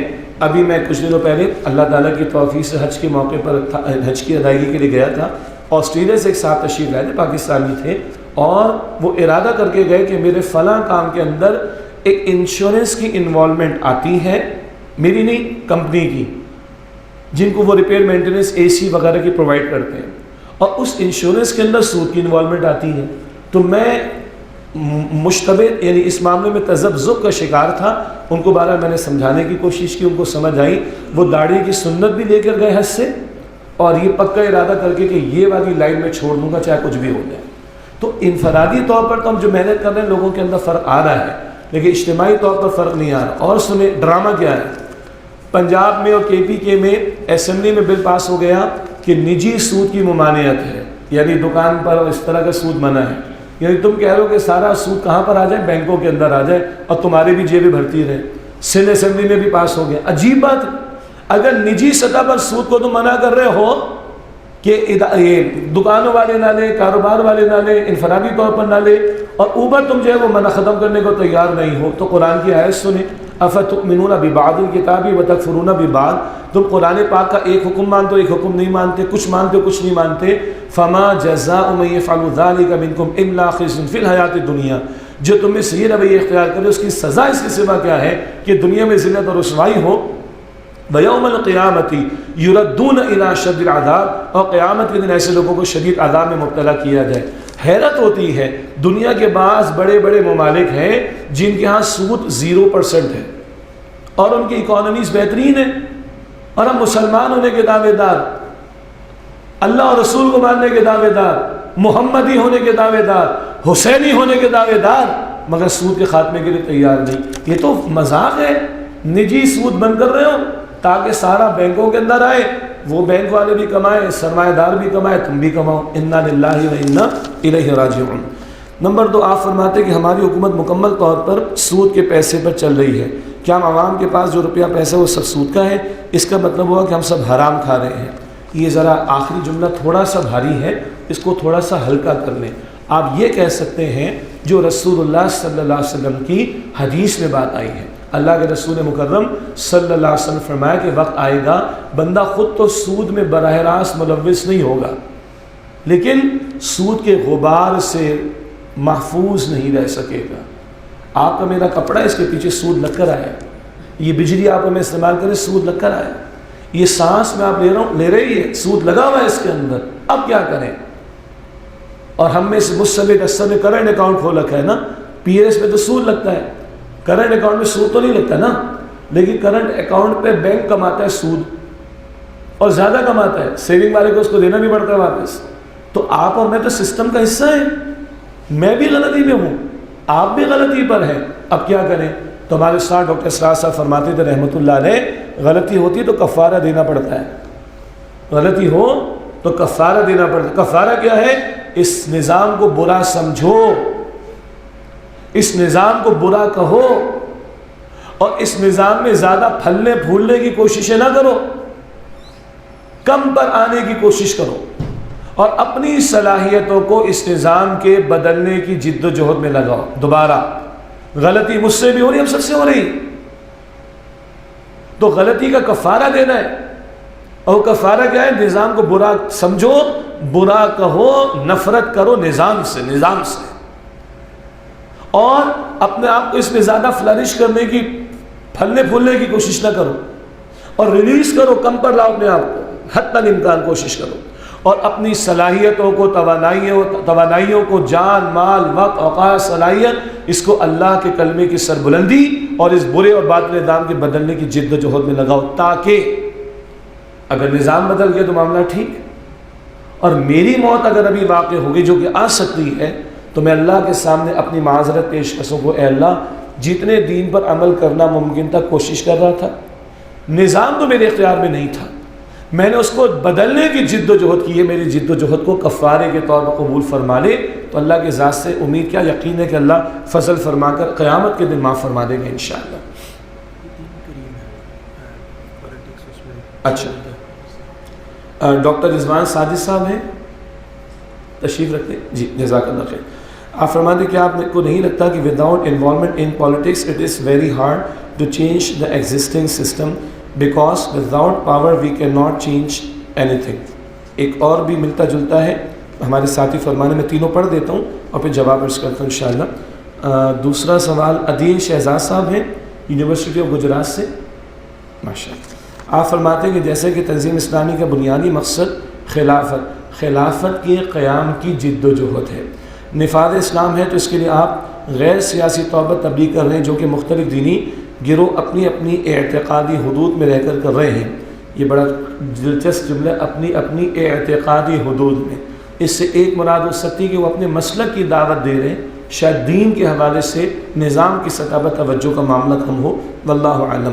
تو کیا آپ اس نظام عدل کے لیے آپ نہیں سمجھتے کہ صرف اصلاحی تبلیغ اجلاس ناکافی ہیں، یعنی عملی طور پر سیاست میں بھی قدم رکھنا چاہیے؟ بالکل آپ کی بات درست ہے کہ یہ محض تبلیغ اور درس اور یہ ٹھنڈے کمروں میں گفتگو ناکافی ہے، اس کے لیے جد و جہد کی ضرورت ہے۔ آپ نے عملی سیاست کا لفظ استعمال کیا، اور ڈاکٹر صاحب کا بھی سوال تھا، میں اس کو کلپ کر لوں گا انشاءاللہ۔ اگلا ہے طاہر جمیل صاحب ہیں، ہمارے صحافی بھائی جی، ماشاءاللہ۔ آپ فرماتے ہیں کہ مملکت پاکستان میں 75 سال سے جمہوریت اپنی مختلف شکلوں میں نافذ ہے۔ یہ بڑا دلچسپ تبصرہ ہے، کیسی جمہوریت ہے یہ مجھے بھی پتہ ہے، آپ کو بھی پتہ ہے۔ ملک کا نام اسلامی جمہوریہ پاکستان۔ 75 میں سے آدھے برس ہمارے فوجی بھائی رہے، آدھے برس دوسرے بھائی رہے، وہ دوسرے بھائی بھی GHQ پہ جا کے کھڑے ہو جاتے ہیں، ہے نا، پہلے گالیاں دیتے پھر تعریفیں کرتے پھر آ جاتے ہیں، عجیب بات۔ اور اب تو کہتے ہوئے بھی میں کہوں گا تو آپ کے چہرے پر بھی مسکراہٹ آ جائے گی، میرے چہرے پر بھی آئے گی۔ ہم مطالبہ کرتے ہیں، گو کہ ہم انتخابی سیاست میں نہیں ہیں، مگر ہم سب مطالبہ کرتے ہیں غیر جانبدارانہ، منصفانہ، شفاف انتخابات ہونے چاہیے۔ اب آپ کے چہرے پر مسکراہٹ آئے گی کہ نہیں آئے گی؟ یہ ہماری جمہوریت ہے۔ تو آپ کا سوال بڑا دلچسپ ہے کہ یعنی تبصرہ دلچسپ ہے میرے نزدیک کہ 75 سال سے جمہوریت مختلف شکلوں میں نافذ ہے۔ اسلامی نظام کے لاگو ہونے سے پہلے کیا اس جمہوریت کے الیکشن میں حصہ لینا یا ووٹ ڈالنا جائز ہے؟ ماشاءاللہ یہ بہت اہم سوالات ہیں، میں آپ کا شکریہ ادا کرتا ہوں، تاکہ جو بات میں پہلے گو کہ میں نے وقت لے لیکن بہت مختصر بات رکھی، تھوڑی سی وہ کھل جائے گی۔ تنظیم اسلامی ہماری کتابوں کے بیک ٹائٹل پہ بھی لکھا ہوتا ہے کہ مروجہ مفہوم میں سیاسی جماعت نہیں ہے۔ کیا لکھا ہوتا ہے؟ مروجہ مفہوم میں سیاسی جماعت نہیں ہے، ہاں ایک اصولی اسلامی انقلابی جماعت ہے جو اولاً پاکستان اور بالآخر پوری دنیا میں نظام خلافت کے قیام کی جد و جہد کر رہی ہے۔ ہم مروجہ معنی میں سیاسی نہیں ہیں، مگر ہم سیاسی ہیں، اور یہاں جتنے لوگ بیٹھے مجھے پورا یقین ہے کہ یہ سب ہم سب ڈاکٹر اسرار صاحب رحمۃ اللہ علیہ کو سننے والوں میں سے، اور ان کے سیاسی تبصرے ڈھکے چھپے نہیں۔ اور ہر تیسرا بندہ جو مجھے ملتا ہے پاکستان بھر میں، یار کیا کمال کی بات ہے، ڈاکٹر صاحب نے 20 سال پہلے کہا آج ایسا ہو رہا ہے، 30 سال پہلے سے کہا آج ایسا ہو رہا ہے، 20 سال پہلے سے کہا آج ایسا ہو رہا ہے۔ آپ بھی کہتے ہیں نا، تو ہم تو سیاسی ہیں۔ بلکہ دلچسپ بات بتائیں، صحافی بھائی بیٹھے ہیں یہاں پر، بیٹھے ہیں، میڈیا کے اینکر پرسن وہ بھی صحافت سے تعلق رکھتے ہیں، کیا یہ صحافی حضرات اور بالخصوص اینکر پرسن یہ کوئی انتخابات میں کھڑے ہوتے ہیں؟ سب سے زیادہ سیاسی باتیں یہ تو کرتے ہیں، بلکہ ان کو اوپینین میکر بھی کہا جاتا ہے۔ یہ الگ بات ہے کہ ہر چیز سیاست کا شکار ہو گئی تو اب صحافی بھی پیچھے سے کسی کی باتیں پریزنٹ کر رہے ہوتے ہیں، ہم سب جانتے ہیں، میں کسی کی پر تنقید نہیں کر رہا، گراؤنڈ ریالٹی۔ لیکن صحافی بھائی کوئی الیکشن میں کبھی عام طور پر کھڑے ہوتے ہیں؟ عام طور پر نہیں، لیکن پورا سال، الیکشن تو 3 4 5 سال بعد ہوتے ہیں، یہ پورے 5 کے 5 سال روزانہ سیاسی ٹاکرے کرا رہے ہوتے ہیں۔ تو سیاست میں تو وہ بھی ہیں، لیکن عملاً وہ انتخابی سیاست میں نہیں۔ ٹھیک ہو گیا؟ ڈاکٹر اسرار صاحب رحمۃ اللہ علیہ سیاسی تبصرے کرتے تھے۔ مشاہد حسین جیسا آدمی ڈاکٹر اسرار صاحب سے پہلے اکیلے ملا یا اکیلے ملے وہ، اور حیران رہ گیا کہ ڈاکٹر صاحب کو اللہ نے اتنی بصیرت دی۔ پھر ڈاکٹر صاحب سے اجازت دی مشاہد حسین صاحب نے، ڈاکٹر صاحب مجھے اجازت دیجیے گا، میں اپنے بچوں کو لے کر آؤں گا اور آپ سے کچھ ہم حاصل کریں گے کہ ایک عالم دین، ایک مفکر قرآن، ایک مدرس قرآن، ایک داڑھی والا بابا وہ سیاست پر باتیں کر رہے ہیں، اور ایسے کہ مشاہد حسین جیسا آدمی کہے کہ میں لرننگ آپ سے لے رہا ہوں۔ تو ڈاکٹر اسرار صاحب بھی تبصرے کرتے تھے، سیاسی تبصرے کرتے تھے۔ میں ان کا ایک اعتبار سے شاگرد ہوں اور ایک اعتبار سے میں 4G ہوں۔ 4G سمجھتے ہیں؟ نہیں سمجھتے؟ 4 جنریشن۔ تو ڈاکٹر اسرار صاحب رحمۃ اللہ علیہ کے شاگرد تھے مختار حسین فاروقی صاحب، وہ بھی بہت لکھتے تھے ماشاءاللہ، جنگ میں ہوتے تھے، اللہ ان کے درجات بلند کرے۔ ان کے شاگرد تھے انجینئر نوید احمد صاحب، وہ کراچی ہوتے تھے، وہ بھی میرے استاد تھے۔ میں ان کا شاگرد ہوں ڈائریکٹلی، ورنہ جیسے آپ حضرات نے ڈاکٹر صاحب کو سنا ٹی وی پر، میں نے بھی زیادہ ٹی وی پر سنا، سوائے اس لیے کہ وہ کراچی تشریف لاتے ہیں۔ یہ جب میں تنظیم اسلامی میں شامل ہو گیا تو ہم اپنے اجتماعات میں جاتے تو ان کا دیدار ہوتا۔ تو ایک اعتبار سے میں ان کا شاگرد ہوں اور ایک اعتبار سے میں 4th جنریشن ہوں۔ بات سمجھ رہے؟ 4G۔ تو عرض کرنے کا مطلب ہے کہ ہم بھی کوشش کرتے ہیں۔ آج جب میں گفتگو کر رہا تھا تو کیا سیاسی امور پر بات آئی تھی، سیاست دانوں کے والے سے بات آئی تھی، اور ہمارے محترم سپہ سالار کے والے سے بھی بات آ گئی تھی کہ نہیں؟ تو ہم بھی سیاسی ہیں۔ سیاست ایک نظری ہوتی ہے اور سیاست ایک عملی ہوتی ہے۔ نظری سیاست کے آپ تبصرے کرتے ہیں، آپ اوپینین دیتے ہیں، آپ ڈائلاگ کرتے ہیں، ہم ڈائلاگ کرتے ہیں، تبصرہ کرتے ہیں، تنقید کرتے ہیں، مشورہ دیتے ہیں، تجویز دیتے ہیں، ایون ملاقاتیں بھی کرتے ہیں۔ عمران خان صاحب نے ملاقات کا ٹائم دے دیا تو ہم نے ملاقات کر لی تھی۔ کراچی میں MKM آج کل جمع ہو گئے، مصطفیٰ کمال صاحب ہوتے ہیں، اس سے ملاقات ہو گئی۔ شہباز شریف صاحب کو ہم نے خط لکھ رکھا ہے، لیکن انہوں نے ابھی تک ملاقات کا موقع نہیں دیا۔ اگر کوئی کرا دے گا تو ان سے بھی ملاقات کر لیں گے۔ چودھری شجاعت صاحب صلی اللہ علیہ وسلم کو صحت دے، ان سے بھی ملاقات کر لیں گے، کوئی حرج نہیں۔ پرویز الہی صاحب سے ایک قرآن پاک کے نصاب کے تعلق سے ملاقات کرنا تھی، علی جنید بھائی گواہ ہیں، تو انہوں نے کسی اور ذمہ دار سے ہماری ملاقات کروا دی، ٹھیک ہے، دین کی خاطر، توجہ کیجئے گا، دین کی خاطر ہم جاتے، اگر موقع ملے گا تو چلے جائیں گے، کم ہی جا پاتے ہیں، موقع ملے گا تو بات کریں گے، لیکن ہم سیاسی ہیں، نظری بھی اور عملی سیاست میں آ جاتے ہیں۔ اب بتاتے ہیں کہ عملی سیاست کیا ہے۔ ایک عملی سیاست ہے انتخابی سیاست، اور ایک عملی سیاست ہے انقلابی سیاست۔ انقلابی سیاست سے مراد یہ ہے کہ انتخابی سیاست کا حصہ بنے بغیر اپنے مطالبات کو رکھنا، اور جو مقتدر طبقات ہیں ان سے مطالبات منوانے کی کوشش کرنا۔ ہمارے وکلاء بھی بیٹھے نا، میں مختلف بار کونسلز میں جاتا ہوں پاکستان بھر میں، مختلف وکلاء کی جو سیشنز ہیں ان میں کبھی کبھی حیدرآباد، تیمرگرہ، ملاکنڈ میں، رحیم یار خان میں، آزاد کشمیر میں، مظفر آباد میں، مختلف مقامات پر، تو میں ہمیشہ ڈاکٹر اسرار صاحب کا وہ تبصرہ پیش کرتا ہوں کہ جب چیف جسٹس تھے افتخار چودھری، مسئلہ ہوا تو وکلاء نے تحریک چلائی تھی، وکلاء نے گرمیوں میں کالے کوٹوں میں آ کر مظاہرے کیے تھے، ڈنڈے کھائے تھے، پٹائیاں ہوئی تھی، اپنے چیف جسٹس کو بحال کروایا تھا، تو کیا انتخابی سیاست کے اندر آ کر کروایا تھا؟ اس سیاسی لوگوں سے ہی بحال کروایا اپنے چیف جسٹس کو۔ اس وقت ڈاکٹر اسرار صاحب بوڑھے آدمی تھے، اللہ ان کے درجات بلند کرے، انہوں نے کہا کہ یہ وکیلوں کو دیکھ کر تو میرے بوڑھے خون میں بھی جسم میں بھی جوش پیدا ہو گیا، اور میرا خون یعنی کہ جوانوں کی طرح گرم ہو گیا، میں تو ہوں بوڑھا۔ اور ڈاکٹر صاحب نے کہا کہ بھائی یہ قوم ڈیڈ نہیں ہے، یہ کھڑی ہو سکتی ہے۔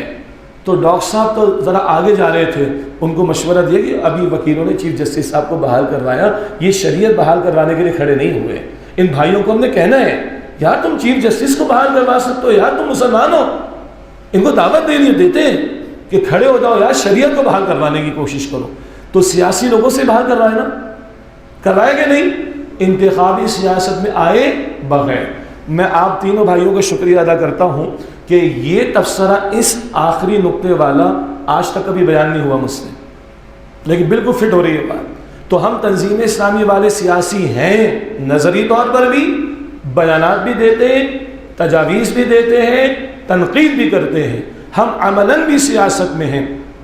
عملاً سیاست میں ایک انتخابی سیاست ہے، ایک انقلابی سیاست ہے، تحریک کا راستہ اختیار کرنا۔ تو ہم انتخابی سیاست والے میں نہیں ہیں، ہم انقلابی سیاست والے راستے میں ہیں، اور تحریک کی بات میں نے تھوڑی دیر پہلے کی تھی، اس راستے سے ہم چاہتے ہیں کہ لوگ اپنے حقوق منواتے ہیں۔ کاروباری طبقات کے لوگ بیٹھے نا، سیلز سے جب زیادہ بڑھ جاتا ہے تو کیا دکانیں کھلی رہتی ہیں؟ بند ہوتی ہیں، 2 دن کے لیے بند ہوتی ہیں، 2 ہفتے بند ہوتی ہیں، پھر حکومت مذاکرات کرتی ہے، پھر ریٹ کم ہوتے کہ نہیں ہوتے؟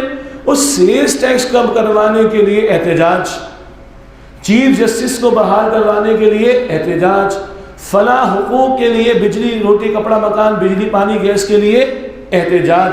کراچی کی خبریں آپ پڑھتے ہوں گے، زیادہ مسئلہ ہے، لاہور بھی ہوتا ہوگا، گجرات بھی کبھی ہوتا ہوگا، وہ جی اس فلاں محلے کی بجلی بند ہے، محلے والے تنگ آ گئے، گھر میں پنکھا نہیں چلے گا، بچے بیچارے بیمار، بوڑھے بیچارے پریشان، پانی نہیں، مشین نہیں چلے گی، پانی کہاں سے آئے گا، بیت الخلاء میں پانی ختم ہو گیا، بیٹھے رہیں گے گھر میں، کیا کریں گے؟ آگے سڑک بلاک کرتے ہیں، پھر انتظامیہ آتی ہے، نہیں پہلے بجلی کھلواؤ گے تب جائیں گے، نہیں فوراً نہیں جائیں گے۔ مزے کی بات بتا رہا ہوں، بجلی کھلواؤ، گھر کی ٹنکی جب بھر جائے گی، بچے سکون سے سو جائیں گے، تب احتجاج ختم کریں گے۔ بندہ مر جائے گا ورنہ تو، ایسے ہی ہے کہ نہیں؟ اب میری دل سے بات سنیے گا، بجلی کے لیے ہم کھڑے ہو جائیں، گیس کے لیے ہم کھڑے ہو جائیں، سیلز ٹیکس کا ریٹ کم کروانے کے لیے ہم کھڑے ہو جائیں، کراچی میں الطاف حسین کے لیے ہم کھڑے ہو جائیں۔ شہر کو آگ لگا دی تھی جب ایک سیاستدان نے الطاف حسین کی شان میں گستاخی کی، اس رات میں بھی جلتے ٹائروں کے بیچ 2:30 بجے گھر پہنچا تھا، ہم نے بھگتا ہے سارا۔ تو میں اللہ کی قسم اٹھا کر درد دل رکھوں آپ کے سامنے، ہر جگہ غیرت ہے، اپنے سیاسی قائد کے لیے غیرت ہے، اپنے بڑوں کے لیے غیرت ہے، ہر جگہ جذبات ہیں، ہر جگہ محنت ہے، ہر جگہ احتجاج ہے، ہر جگہ کھڑے ہو جائیں گے، بجلی کے لیے، گیس کے لیے، سیلز ٹیکس کا ریٹ کم کروانے کے لیے۔ اللہ کا دین سوتیلا ہے؟ اللہ کی شریعت لوارث؟ اس کے لیے کوئی کھڑا نہیں ہوتا، اس کو بحال کرانے کے لیے کوئی کھڑا نہ ہو۔ اس کی ہم دعوت دیتے اور سب کو دیتے ہیں۔ اور یار تم اقتدار میں ہو، تم نافذ کر دو، تم بھی اپنی آخرت کی فکر کرو، ہمیں بھی شریعت پر عمل کر کے آخرت کی فکر کرنے دو۔ اللہ تمہارا بھی بھلا کرے، ہمارا بھی بھلا ہو جائے گا۔ سارے 24 کروڑ تمہیں دعائیں، آج تو لعنت بھیجتے نا اکثر لوگ، ہاں یا نا؟ نہیں بھیجتے لعنت۔ یہ 24 کروڑ تمہارے لیے دعا کرنے والے بن جائے، سوچو تم آخرت میں کہاں کھڑے ہو گے۔ امام العادل، حدیث ہے بخاری شریف کی، 7 قسم کے افراد اللہ کے سائے مراد عرش کے سائے میں قیامت کے دن ہوں گے۔ پہلا کون ہوگا؟ عدل کرنے والا حکمراں۔ آسان کام تھوڑی، اگر یہ عدل نافذ ہو، اللہ کی شریعت نافذ ہو، لوگوں کو سکون ملے، جینے کا حق ملے، اللہ سے لو لگا کر آخرت کی تیاری کریں، اس سے بڑی کیا سوشل ویلفیئر ہوگی؟ اس کے نتیجے میں لاکھوں کی، کروڑوں کی دعائیں ملیں گی۔ آج تو کچھ اور ملتا ہے۔ تو یہ جناب نظری سیاست میں ہم ہیں۔ عملی سیاست کا تو حال ہمارے سامنے، انتخابی سیاست کا ہم انقلابی راستے کی بات کرتے ہیں۔ جس تحریک کے راستے کو ختم نبوت کی تحریک میں ہم نے اختیار کیا، قادیانیوں کے خلاف فیصلہ دلوا کے دیا۔ جس تحریک کے راستے کو ہمارے اہل تشیع حضرات نے ضیاء الحق کے سامنے اختیار کیا اور اپنی زکوٰۃ یاد ہے معاف کروائی تھی، بھی سنی بھی لکھ کر دیتے تھے میں شیعوں میری زکوٰۃ نہ کاٹنا، انا للہ و انا الیہ راجعون۔ 50,000 شیعوں نے چیف مارشل ایڈمنسٹریٹر ضیاء الحق سے اپنی زکوٰۃ معاف کروا لی تھی۔ تو یہ کروڑوں سنی کیا سنو کر بیٹھے ہوئے؟ اور چند ہزار وکلاء نے اپنے چیف جسٹس کو بحال کروا لیا تھا۔ یہ تحریک کے راستوں کی مثالیں اس مملکت میں موجود ہیں، ہم اس کی طرف لوگوں کو دعوت دیتے ہیں۔ البتہ اس میں اور تفصیل ہے، چنانچہ ایک خطاب ہے ڈاکٹر اسرار صاحب رحمۃ اللہ علیہ کا، رسول انقلاب کا طریقہ انقلاب، رسول انقلاب کا طریقہ انقلاب، 2.5 گھنٹے کا خطاب ہے۔ رسول اللہ نے دین کیسے غالب فرمایا صلی اللہ علیہ وسلم، اسی طرح آج ہم کیسے جد و جہد کریں مگر مسلمان معاشرے اپنے بھائیوں کی گردنیں نہیں اڑانی، لیکن کیسے کریں گے؟ یہ ساری تفصیل اس کتابچے میں، اور وہ 2.5 گھنٹے کا ویڈیو بھی ہے، آڈیو بھی ہے، اور کتابچہ اس کا عنوان رسول انقلاب کا طریقہ انقلاب، وہاں آپ کو تفصیل ملے گی انشاءاللہ۔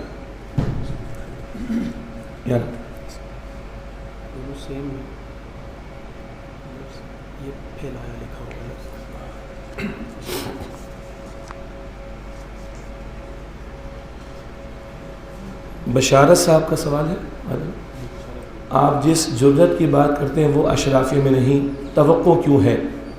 متبادل پالیسیاں اور ڈیٹا بتایا اور پھیلایا جائے، ماہرین کی مدد سے جرت مند قیادت کہاں سے آئے؟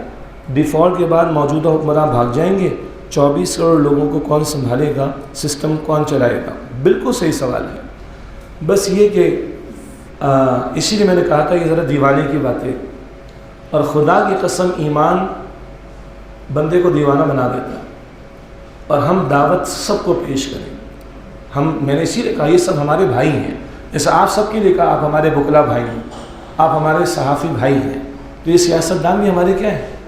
مسلمان بھائی ہیں۔ یہ افواج والے بھی ہمارے کیا ہیں؟ مسلمان بھائی ہیں۔ حکمراں اپوزیشن والے بھی کیا ہیں؟ حکمراں بھائی ہیں۔ اور ان بھائیوں کے ناطے ہمیں ان تک دین کی دعوت پہنچانی، اور خدا کی قسم اللہ کے رسول نے، بلا تشبیہ بات عرض کر رہا ہوں، اللہ کے رسول نے تو کچھ کو اللہ سے مانگا ہے۔ اللہ عمر بن ہشام ابو جہل کا نام ہے، یا عمر بن خطاب سیدنا عمر رضی اللہ عنہ، اللہ ان دو میں سے ایک تو مجھے دے دے۔ دونوں سردار تھے، طاقتور تھے، صاحب اثر تھے، ان کی بات چلتی تھی معاشرے میں، اللہ ان دونوں میں سے مجھے ایک تو دے دے۔ اسی طرح میں سمجھتا ہوں کہ حکمراں ہوں، اپوزیشن کے لوگ ہوں، مختلف طبقات ہوں، ان میں سے کوئی تو رابطے میں ہوگا کسی کے ہم میں سے۔ اگر یہ کم سے کم فکر مندی مجھے اور آپ کو ہے، اور یہ درد دل مملکت کے تعلق سے، دین کے تعلق سے مجھ میں اور آپ پر ہے، تو صرف اسی نہ کہ اللہ کی کتاب اور اللہ کے نبی کی تعلیم ہمارے سامنے صلی اللہ علیہ وسلم، یہ دعوت ان کے سامنے بھی رکھی جائے، پہلی بات۔ دوسری بات ہے کہ متبادل پالیسی اور ڈیٹا بتایا جائے۔ ابھی تو میں نے اپنی کم علمی کی بنیاد پر چند باتیں آپ کے سامنے رکھی۔ 3 ارب ڈالر کے لیے ہم پریشان ہیں IMF سے، 14 ارب ڈالر کی تو مارکیٹ ہے پنک سالٹ کی، اگر 7 ارب کی مارکیٹ بھی اٹھا لیں تو کہاں کھڑے ہوں گے ہمارا؟ لیکن اس کے لیے گڈ گورننس کا معاملہ اور لوکل انڈسٹری کو فیسیلیٹیٹ کرنے کا معاملہ. آج تو برباد کر رہے ہیں آپ, کاروباری طبقات بیٹھے ہوئے, تو فیسیلیٹیٹ کرنے کی بات کرو. اگر یہ پنک سالٹ ابھی منظر عام پر ہے تو کل نہ جانے کتنے منرلز ہیں جو چھپے زمین کے اندر جو مل جائیں گے. یہ فتح جنگ سے آگے کوئی علاقہ, مجھے نام معلوم نہیں, وہاں کی خاص مٹی کے برتن بنتے ہیں اور وہ امریکہ ایکسپورٹ ہوتے ہیں. امریکہ ایکسپورٹ ہونے کے لیے ایک تو وہ کوالٹی کانشیس ہوتے ہیں, اور دوسرا کوئی کیمیکل نہ ہو, کوئی ایسے اجزاء نہ ہو جو صحت کے لیے نقصان دہ ہو. واحد اس علاقے کی مٹی کے برتن ہیں جو 100% آنکھیں بند کر کے اپرووڈ ہیں اور ایکسپورٹ دھڑا دھڑ ہو رہے ہیں. مجھے علاقے کا نام یاد نہیں. جبکہ دنیا کے بڑے بڑے ملکوں سے اگر وہ برتن آتے ہیں تو ان کو کئی پروٹوکول سے اور کئی چیکس سے گزرنا پڑتا ہے. اتنا کچھ اس مٹی میں اللہ نے مجھے اور آپ کو دیا ہے. مگر ہماری ناہنجاری کا معاملہ نا, تو لوگوں کے اندر خوف خدا کا پیدا کیا جانا بنیادی کام ہے, اللہ کا احساس پیدا کیا جانا بنیادی کام ہے, اور پھر دین کا جذبہ پیدا کیا جانا بنیادی کام ہے. یہ ہے مستقل کام. ڈیٹا والے ڈیٹا دیں گے. ہم تو کہہ رہے ہیں IMF ورلڈ بینک, آپ کو حیرت ہوگی کہ وفاقی شرعی عدالت کی جو پروسیڈنگز ہوئیں 1991 میں 154 پیج کا ڈاکیومنٹ تھا فیصلے کا, 1999 میں سپریم کورٹ آف پاکستان کے شریعت اپیلٹ بینچ کا 1250 پیجز کا ڈاکیومنٹ تھا, اور ابھی جو فیصلہ 2022 میں آیا رمضان میں, یہ 314 پیجز کا ڈاکیومنٹ تھا. اس میں بڑے بڑے ججز ریٹائرڈ, ماضی کے وکلاء, ماضی کے بینکرز, اور بالخصوص 99 کے کیس میں تو باہر سے علماء, بینکرز, اکانومسٹ آئے اور انہوں نے پوری ڈیٹیل سبمٹ کی. وہ کہتے ہیں چائنا آپ کے ساتھ پروفٹ اینڈ لاس کے بیسس پہ کام کرنے کو تیار ہے. وہ کہتے ہیں IMF آپ کے ساتھ پروفٹ اینڈ لاس کے بیسس پر آنے کو تیار ہے. ہم ہی جرات نہیں کرتے. رشیا کہتا ہے بارٹر ٹریڈ کرنے کو تیار. بارٹر ٹریڈ ہم نے سنا ہوگا, بچپن میں اکنامکس میں پڑھا تھا. میں نے تو بارٹر ٹریڈ کی اکاؤنٹنگ دیکھی ہے نیشنل بینک کے آڈٹ کے دوران 1997 میں, جو کبھی 70s میں بارٹر ٹریڈ کرتے تھے رشیا کے ساتھ. تو کرو بھائی, کس نے روکا ہے؟ ڈالر کے مقابلے میں اگر دوسری کرنسیز میں آؤ, جو کہ کوششیں ہو رہی ہیں, تو ہمارا چھٹکارا ہوگا IMF ورلڈ بینک سے, امریکہ کے پریشر سے. اس کو میں کہوں گا متبادل پالیسیز کیا ہوں. اگر وہ پیش کر بھی دی گئی ہوں, پیش کی بھی ہیں, اس کے لیے بھی جرات چاہیے نا, اس کے لیے بھی جرات ایمانی چاہیے. تو وہ ایکیڈیمک ورک تو موجود ہے الحمدللہ. اگر آپ وہ ڈیسیجنس نکلوائیں 157 پیجز کے اور 1250 پیجز کے اور 314 پیجز کے, تو اس کے انیکسز میں آپ کو یہ ساری ریکمنڈیشنز ملیں گی کیسے ہم چھٹکارا حاصل کرنے کی کوشش کر سکتے ہیں. ایک بات ہے کہ ڈیفالٹ کے بعد موجودہ حکمران بھاگ جائیں گے. یہ تو لیٹن امریکن کنٹریز نے کیا تھا نا, بھاگنے نہیں دیا تھا. اس کے لیے ضرورت شاید عوام کو کرنا پڑے گی. حکیم سعید صاحب نے کبھی پھلجھڑی چھوڑ دی کہ پاکستانی قوم مقروض ہے تو اس پہ قربانی واجب نہیں. تو ان کو سمجھایا گیا بھائی یہ قوم کو قرض میں مبتلا کس نے کیا ہے؟ حکمرانوں نے کیا ہے نا. لیکن 12 قوم تو پھر بھی کماتی ہے تو وہ اپنی قربانی تو پیش کرے جانور کی. لیکن ایک, اب میں ایڈ کر رہا ہوں, ایک قربانی قوم بھی تو دینا. ظالموں کا ہاتھ روکنے کی بھی تو بات ہونی چاہیے کہ نہیں. تو کچھ غیر مسلم ممالک کے لوگوں نے تو اپنے حکمرانوں کو پکڑ کر دکھا دیا اور ان کو یرغمال بھی بنایا اور آگے سے کہا کہ ان سے وصولی کرو جو انہوں نے قوم کو لوٹ رکھا ہے. ہم چھوٹے تھے تو ہمیں بتایا گیا تھا, بزرگوں کو یاد ہوگا کہ صدر ایوب کے دور میں جناب کتنی بڑھ گئی تھی چینی. 4 آنے پر کیا ہو گیا تھا؟ سب کچھ ہو گیا تھا نا. ایوب صاحب کو دماغ ٹھکانے کر دیا تھا نا قوم نے. آج 50 روپے کا یونٹ ہو گیا بجلی کا پیک آورز کے اندر. قوم بیٹھی ہوئی, کچھ ہو ہی نہیں رہا. پیٹرول 300 کے پاس آ گیا تھا, ڈالر 300 کراس کر گیا تھا, قوم کو کچھ بھی. اس کا مطلب ہے کہ اب اوپر والوں سے کیا توقع کرو, نیچے والے بھی بے حس ہو چکے ہیں, ڈیڈ ہو چکے ہیں. تو اب ان کو زندہ کرنے کے لیے ایمان کی محنت ہے, قرآن سے جوڑنے کی بات ہے, رسول اکرم علیہ السلام کی محبت پیدا کرنے والی بات ہے, حسینیت والا جذبہ پیدا کرنے کی بات ہے. تب کبھی کوئی دیوانہ کھڑا ہو کر اس طرح کا ڈیسیجن لے گا تو پیچھے دیوانی قوم یا کوئی دیوانہ گروہ بھی کھڑا ہوگا, پھر اللہ تعالیٰ کی مدد بھی آئے گی. تو یہ ایک دن میں ہونے والی بات نہیں. اس سارے بگاڑ میں 75 برس لگ گئے تو کچھ عرصہ اگر اس کے سنوارنے میں لگے تو کوئی حرج کی بات نہیں، مگر کچھ سوچے تو صحیح۔ میں یہ نہیں کہہ رہا کہ اس وقت میری جذباتی گفتگو سن لیں اور دوپہر میں جا کے ہم طے کر لیں اور شام میں کہیں بم مار دیں جا کر، یہ نہیں کہہ رہے ہم، لیکن ہم یہ کہہ رہے ہیں کہ خدا کا خوف تو رکھو، اللہ پر توکل کی بات تو کرو، کوئی ایمان کی آبیاری کی بات تو کرو، کوئی کھڑا ہونے کا سوچو تو صحیح۔ آج سوچیں گے بات چلے گی تو کل کو غور کرے گا، پرسوں کو کھڑا ہونے کی کوشش کرے گا تو شاید کوئی کھڑے ہو سکیں گے۔ اس نہج پر سوچنے کی ہم بات کر رہے ہیں، یہ ہے اصل میں گزارش، نہ کہ صبح کو تقریر ہو انقلابی اور شام میں انقلاب آ جائے گا، یا رات میں جذباتی تقریر ہو اور صبح میں پتہ چلا کہ آدھی دنیا کو میں اڑا ڈالا۔ یہ مقصود نہیں ہے، کھڑا ہونا مقصود ہے۔ اس کھڑا ہونے کے لیے اللہ پر توکل، ایمان کی آبیاری، محمد مصطفیٰ علیہ السلام کی محبت اور ان کے اسوہ سے جڑنے کی بات، یہ ہے جس کی ہم کوشش کر رہے ہیں کہ اس پر توجہ کا معاملہ رہے۔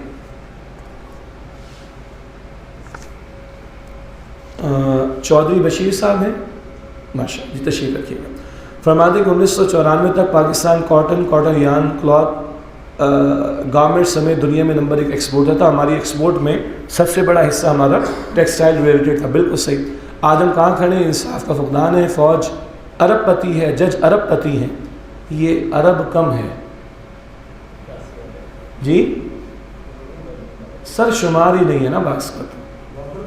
جی آدھا گھنٹہ ٹرین چلتی رہتی ہے، ایک حضرت کی زمین ختم نہیں ہوتی پاکستان۔ کتنا؟ جی تو عرب کی بات تو چھوٹی ہو گئی ہے۔ اور کیوں چھوٹی ہو گئی؟ انہوں نے قانون پاس کر دیا کہ 50 کروڑ سے کم کی اگر کرپشن ہوگی تو نیب نہیں پوچھے گا۔ تو 50 جمع 50 کیا ہو گیا؟ تو 4 ان کے بھائی مل کے 25 کی کریں تو عرب تو یہ ہو گیا۔ تو عرب نہیں، اب تو خربوں کی بات ہے کچھ لوگوں کے لیے۔ سیاستدان، بیوروکریٹ، کھلم کھلا، یہ وہ، میڈیا ان کو سپورٹ کرتا ہے، یہ کون ڈیفالٹ کا نعرہ لگائے گا؟ بالکل صحیح بات ہے۔ ایکسپورٹ سبزیوں سے لے کر کوئلہ، نمک، کمڑا میں کپڑا، مین پاور سب کچھ موجود ہے۔ 14 لاکھ ملک سے باہر بچے چلے گئے ہمارے نوجوان پچھلے 1 سال کے اندر۔ لیکن آپ کچھ لوگوں سے اتحاد میل جول کریں، مندہ جبالہ مہنگ میں بک چکے ہیں، یہ کون کرے گا؟ کون جگائے گا؟ اچھا سوال ہے۔ وہ حکیم صحیح صاحب نے کہا تھا جاگو اور جگاؤ۔ اگر ہم جاگے ہیں یا جاگے ہوئے ہیں تو اللہ مجھے اور آپ کو توفیق دے ہم جگانے والے بنیں، پہلی بات۔ دوسری بات ہے کہ بچپن میں ہم نے ایک جملہ پڑھا تھا، 2 جملے تھے، either we are the cause of the problem or solution to the problem، یا تو مسئلے کی وجہ ہے یا مسئلے کا حل ہے۔ تو مسئلہ تو سب کو معلوم ہے۔ کل کہیں میں عرض کر رہا تھا ہمارے ساتھیوں کے درمیان میں، میرے والد صاحب کسٹم میں تھے، میرے دادا کسٹمز میں تھے۔ دادا بامبے کسٹم سے ٹرانسفر ہو کر پاکستان کراچی کسٹم میں تھے، میرے والد بھی کسٹم میں تھے۔ آج بھی ہماری اماں اسی گھر میں اور بھائی رہتے ہیں کہ جو گھر 1947 کا ہے، ٹھیک، انتہائی ایماندار۔ تو ہم نے تو آنکھ کھولی ایماندار گھرانے میں اللہ کے فضل و کرم سے۔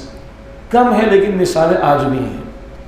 میرے دوست ہیں، ان کے ابا پولیس میں، میرے دوست ہیں، ان کے ابا انکم ٹیکس میں، اور ماشاءاللہ یہ سارے دوست ایسے رہے کہ جن کے سب کے ابا ایماندار تھے۔ تو معاشرہ خیر سے خالی نہیں ہو گیا، خیر کم ضرور ہوا۔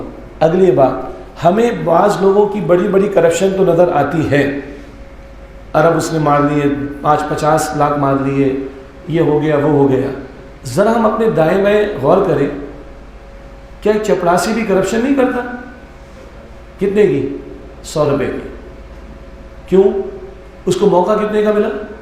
100 کا۔ اور جو ایک عرب کی کرتا ہے بڑا ظالم ہے، بڑا جابر ہے، بڑا ڈاکو ہے، کہتا ہے نا، وہ بھائی اس کو 100 کی ہی اپارچونٹی ملی ہے، اگر اس کو 1,00,000 کی ڈنڈی مارنے کا موقع ملے تو مارے گا۔ چپراسی سے اوپر کیشیئر کو لے آئے، 150 کبھی وہ نکال لیتا ہے، آگے پیچھے کر لیتا ہے۔ کبھی اس کیشیئر کے پاس بڑا اماؤنٹ آتا ہے، پھر کیا ہوتا ہے؟ 2-2.5 لاکھ نکال کے بھاگ جاتا ہے۔ اس کو بیچارے کو موقع ہی 2-2.5 لاکھ کا ملا، اس کو 2 ارب کا نہیں ملا تو وہ 2 ارب والوں کو گالیاں دیتا ہے۔ تو کسی نے کہا کہ پاکستان میں 2 ہی لوگ شریف ہیں، ایک وہ جو واقعتاً شریف ہے، جیسے کہ ہمارے ابا مرحوم تھے الحمدللہ، اور دوسرا وہ جس کو موقع نہیں ملا۔ تو 1 کروڑ کی ڈنڈی مارنے والا 1 ارب والے کو گالیاں دے رہا ہے، 1 ارب کی ڈنڈی مارنے والا 1 خرب کی ڈنڈی مارنے والے کو گالیاں دے رہے ہیں، اور 1000 کی ڈنڈی مارنے والا 1 لاکھ والے کو گالی دے رہے ہیں سب برابر۔ فرق کیا ہے؟ وہ 1 ارب پہ پہنچا، یہ 1 کروڑ پہ پہنچا، یہ 10 لاکھ پر پہنچا، یہ 1 لاکھ پر پہنچا، اس کو 1000 کا، اس کو بیچارے کو 100 کا ملا۔ تو گڑبڑ ہم بھی تو کرتے ہیں نا۔ اللہ کے رسول نے اس لیے تو فرمایا علیہ السلام جیسے تم ہوگے ویسے تم پر حکمراں مسلط کیے جائیں گے۔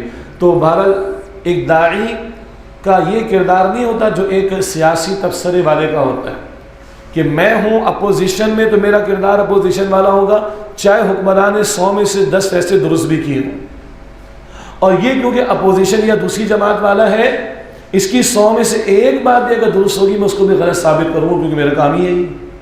تو یہ ان کو مبارک جو یہ حرکتیں کرتے ہیں۔ ہمارا یہ کام نہیں کہ حکمرانوں کو گالیاں دے کر تالیاں پٹوائیں اور بس دھواں دار مجلس ہو جائے، جس کو آج کل کہتے ہیں ریٹنگ بڑھانا، ریٹنگ۔ نہیں بھائی، گڑبڑ تو میں بھی کرتا ہوں، اللہ مجھے معاف رکھے، گڑبڑ ہم بھی کرتے ہیں، اللہ ہمیں معاف رکھے۔ تو ہم بھی گڑبڑ کر رہے ہیں، اسی لیے گڑبڑ والے ہم پر مسلط ہے۔ اللہ کے رسول کی احادیث ہے صلی اللہ علیہ وسلم، جو قوم وعدہ خلافی میں مبتلا ہو جائے، ابن ماجہ شریف کی روایت ہے، اللہ باہر سے لوگوں کو مسلط کرتا ہے اور وہ ان کے مالوں کو جائیدادوں کو ہڑپ کرتے ہیں۔ سنیں، جو قوم وعدہ خلافی پر آ جائے اللہ باہر سے لوگوں کو مسلط کرتا ہے اور وہ باہر کے مسلط کردہ لوگ ان کے مال و جائیدادوں کو ہڑپ کرتے ہیں۔ ہم نے سب سے بڑا وعدہ اللہ سے کیا تھا، بے وفائی کی، باہر والے بھی لوٹ رہے ہیں اور ان کے کٹ پتلی ہمارے جو اوپر مسلط ہیں وہ بھی ہمیں لوٹ رہے ہیں۔ اللہ کے رسول نے فرمایا علیہ السلام، جو قوم امانت میں خیانت میں مبتلا ہو جائے اللہ ظالم و جابروں کو اس پر مسلط کر دیتا ہے۔ امانت یہ وجود بھی ہے، امانت یہ روح بھی ہے، امانت اللہ کی کتاب بھی ہے، امانت اللہ کا دین بھی ہے، اللہ امانت روپے پیسے میں بھی ہے، امانت منصب میں بھی ہے۔ اگر ایک نوکری میں کر رہا ہوں اس پوزیشن کی، مجھے لاکھ روپے تنخواہ ملتی ہے اور میں اس کا فرض ادا نہیں کرتا تو یہ بھی خیانت ہے۔ جو قوم امانت میں خیانت کرے اللہ ظالم جابر حکمراں مسلط کر دیتا ہے۔ ایک روایت میں کہ قوم کے ذلیل ترین لوگ مسلط ہوں گے، یہ علامات قیامت میں۔ تو کم عوام بھی نہیں ہے، تو ہم سب کو توبہ کرنی ہے، ہم سب کو معاملہ اللہ کے ساتھ درست کرنا ہے۔ صدیاں لگ جائے اللہ بہتر جانے، میں مر گیا تو میں اللہ کو کیا جواب دوں گا؟ مجھے اس کام کو، اس فریضہ شہادت کو آج ہی انجام دینے میں اپنا حصہ ڈالنا ہے۔ احسان صاحب ہیں، احسان اللہ صاحب جی، آپ فرماتے ہیں کہ السلام و آداب، وعلیکم السلام ورحمۃ اللہ۔ کیا پاکستان حقیقی حالات اور اشرافیہ کی عیاشیوں کے متعلق آگاہ کرنے کے لیے پرائیویٹ لیول پر IMF کو آگاہ کیا جا سکتا ہے؟ اگر کیا جا سکتا تو پھر سینیٹر مشتاق اور اس طرح کے دوسرے ہمدرد لوگوں کو اکٹھا کر کے ان تک رسائی حاصل کی جائے۔ ہو سکتا ہے کہ اس طرح اس گٹھ جوڑ سے پاکستانی عوام کی جان چھوٹ جائے۔ ہم سے زیادہ باہر والے ہمیں جانتے ہیں۔ میرے ایک استاد تھے اکاؤنٹنگ کے، ان کا تعلق اہل تشیع کے گروہ سے تھا، ٹھیک ہو گیا۔ تو ایک دفعہ میں پڑھ لیا ان سے، پھر وہ اپنی لائن پہ، میں اس طرف دین کی طرف اللہ تعالیٰ لے آیا۔ تو ہماری قرآن اکیڈمی کراچی میں ایک دفعہ وہی جو اہل تشیع والے ہمارے استاد، یعنی اکاؤنٹنگ انہوں نے پڑھائی تھی، تو وہ میرے پاس قرآن اکیڈمی آ گئے۔ میں نے کہا السلام علیکم، خیریت تو ہے؟ تو پہلے تو نے کہا کہ اچھا یار میں بخاری شریف بھی پڑھ رہا ہوں، مسلم شریف بھی پڑھ رہا ہوں، پہلے کچھ ذرا اظہار انہوں نے فرمایا، اور اگر کوئی ہمارے شیعہ بھائی ہو تو کوئی پریشان نہ ہو، وہ میرے استاد رہے تو بڑا اچھا ان کے ساتھ مراسم۔ انہوں نے کہا کہ یار ایک لڑکی ہے قادیانی، اس کو مسلمان کرنا ہے۔ میں نے کہا اللہ تیری شان۔ تو میں نے کہا سر کوشش کرتے ہیں، کیا کرنا ہے بتائیں۔ اب وہ پوری ورکنگ کر کے ہے، میں جو اگلی بات بتانا چاہوں نا وہ زیادہ اہم ہے۔ انہوں نے پوری ورکنگ دکھائی مجھے، باہر والوں کے پاس پورا ڈیٹا ہے کہ پاکستان کی آبادی کتنی، پاکستان میں مسلمان کتنے، کافر کتنے، ٹھیک ہو گیا، شیعہ کتنے، سنی کتنے، ٹھیک ہو گیا، قادیانی کتنے، ٹھیک ہو گیا، سنیوں میں بریلوی کتنے، اہل الحدیث کتنے، دیوبندی کتنے، ہو گیا۔ ان میں سیاسی والے کتنے، سیاسی جماعتیں، پھر ان میں مدارس والے کتنے، ان میں تصوف والے کتنے، پھر قادیانیوں کا آ گیا، پھر وہ ان سنیوں کے مقامات کون کون سے، مراکز کون کون سے، اہل تشیع کے مراکز کون کون سے، ان کے وفاق کون کون سے، ان کے وفاق کے اندر ذمہ داریاں کون کون، اور کتنے سال کے بعد یہ ذمہ داریاں تبدیل ہوتی ہیں۔ میری آنکھیں پھٹی کی پھٹی رہ گئی۔ پھر نکالا قادیانیوں کا، یہ 70 میں کتنے تھے تو 75 میں کتنے ہو گئے، تو 80 میں کتنے ہو گئے، تو 90 میں کتنے ہو گئے، اور یہ ہم پڑھ رہے تھے تو یہ بات ہوگی 97-98 ہم پڑھ رہے تھے تو 2001 یا 2 میں ہی میرے پاس آئے ہوں گے. آنکھیں پھٹی کی پھٹی رہ گئی. تو سر وہ ہم سے زیادہ جانتے ہیں. یہ جو ٹرانسپیرنسی انٹرنیشنل ہے نا وہ انہی کی بنائی ہوئی ہے. وہ کبھی کبھی اس کو خیال آتا ہے تو بتاتے کہ پاکستان میں کرپشن ہو گئی, موٹر وے میں پاکستان میں کرپشن ہو گئی. جو موٹر وے ابھی بننا شروع نہیں ہوئی, کون سی, سکھر سے حیدرآباد, اس میں کتنے اربوں کی کرپشن ہو چکی. لاہور کا رنگ روڈ ہے, کوئی گڑبڑ ہوئی نا خاصی بڑی, زیادہ تفصیل مجھے نہیں پتا. وہ ٹرانسپیرنسی انٹرنیشنل بتا چکا ہے. جب اس کا نام ہے ٹرانسپیرنسی انٹر, تو وہ انٹرنیشنل والوں کو سارا پتہ ہے اور ان کو سب پتہ ہے یہ. اس کے باوجود وہ ہمیں دیتے ہیں. کیوں؟ گھوڑا چلتا رہے اور ہمیں ملتا رہے, اور گھوڑا غلام رہے, گھوڑا نگاہ اٹھا کر کھڑا نہ ہو جائے. کیوں؟ اسی امت کے اندر کہیں ہے نا ایمان کی محنت. اسی کے اندر اگر ایمان کا جذبہ بیدار ہو گیا تو یہ سرمایہ دارانہ نظام تو ہو جائے گا ختم. تو ان کو اتنا دو کہ یہ سسک سسک کر زندہ رہے, مر نہ جائے, تاکہ ہمیں ملتا رہے. ہاں آپ یہ کہہ سکتے ہیں کہ میں اپنا اگر فرض ادا کرنا چاہوں یا کچھ لو, تو دنیا میں بہت سارے فورمز ہیں. یہاں سے MKM والے اقوام متحدہ کو لکھتے ہیں, شیری مزاری نے لکھا اقوام متحدہ کو. کل اگر آج کے حکمراں اپوزیشن میں آئیں گے, ان کے ساتھ برا ہوگا, یہ اقوام متحدہ کی ہیومن رائٹس کونسل کو لکھ دیں گے. تو ایسے انٹرنیشنل فورم سے بہت موجود ہیں. آپ چاہیں تو یہ ساری ڈیٹیلز اس میں ڈالیں, ان کو پہنچانے کی کوشش کریں. سینیٹر مشتاق صاحب بہت پیارے آدمی ہیں, اللہ تعالیٰ ان کو ہمت دے, استقامت عطا فرمائے. لیکن یاد رکھیے گا, جب تک ہمارے یہاں کے بڑوں کی آشیرواد نہ ملی ہوگی نا, نہ فوزیہ صدیقی عافیہ سے مل سکتی تھی, نہ سینیٹر مشتاق صاحب عافیہ صدیقی سے مل سکتے تھے. وہ کیوں ملنے دیں گے؟ تو یہ اتنا گٹھ جوڑ, مشتاق صاحب کو کچھ نہیں کہہ رہا میں. ہاں اس وقت معاملہ یہ ہے جو اب میڈیا پر بھی آ گیا کہ شکیل آفریدی کو دے کر عافیہ کو لینے کی بات ہو رہی. شکیل آفریدی کس کے پاس ہے؟ بولے نا. کلبھوشن کس کے پاس ہے؟ نام سنتے کلبھوشن کا, لیکن کل امن کی آشا اور بھاشا شروع ہوگی بھارت سے تو کلبھوشن یاد آئے گا. امریکہ سے کوئی لینے دینے کی بات آئے گی تو شکیل آفریدی, یا امریکہ کو شکیل آفریدی چاہیے تو چلو عافیہ صدیقی چلی جائیں. ان کی پرمیشن کے بغیر جا سکتے تھے مشتاق صاحب, ان کی پرمیشن کے بغیر فوزیہ صدیقی صاحبہ جا سکتی تھی. اللہ ان بہنوں پر رحم فرمائے. میں تو ان کی ماں سے بھی ملا ہوں نا, عافیہ صدیقی کی ماں سے میں ملا ہوں. بیچاری وہ چلی گئی اللہ کی بندی, اس کی بہن سے ہم ملے ہیں. باہر تھوڑے عرصے کے بعد بھائی شجاع بھائی کو آواز بلند کر دیں, کوئی بیان دے دیں. ابھی جب ملنے گئی تو ہم نے درسقرآن.com آپ نے دیکھا ہوگا, بزرگ ایک چلانے کا, وہ فوزیہ بیٹی نے کہا کہ یہاں کے علماء کم سے کم بیان تو اس کے لیے دے دیں تسلی کا, کہ ہم تیرے لیے دعا کرتے ہیں, اپنے حکمرانوں کو, ان بے غیرتوں کو غیرت دلاتے ہیں.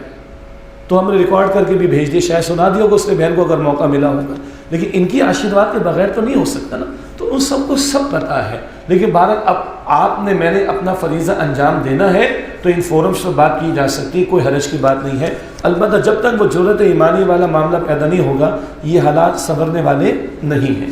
آخری اچھا جی, عتیق الرحمان صاحب ہیں, آپ شاعری بھی کرتے ہیں ماشاءاللہ. آپ کا یہ صفی لکھا ہے تخلص میں ماشاءاللہ. بہت عرصے بعد کسی کا تخلص, صحیح پڑھ رہا ہوں نا, پڑھنے کا موقع ملا کہ نام کے ساتھ لکھا ہے. جزاک اللہ خیر. فرماتے ہیں کہ سیاستدانوں سے لے کر اسٹیبلشمنٹ تک سب کے سب IMF کے آگے سر جھکائے کھڑے ہیں.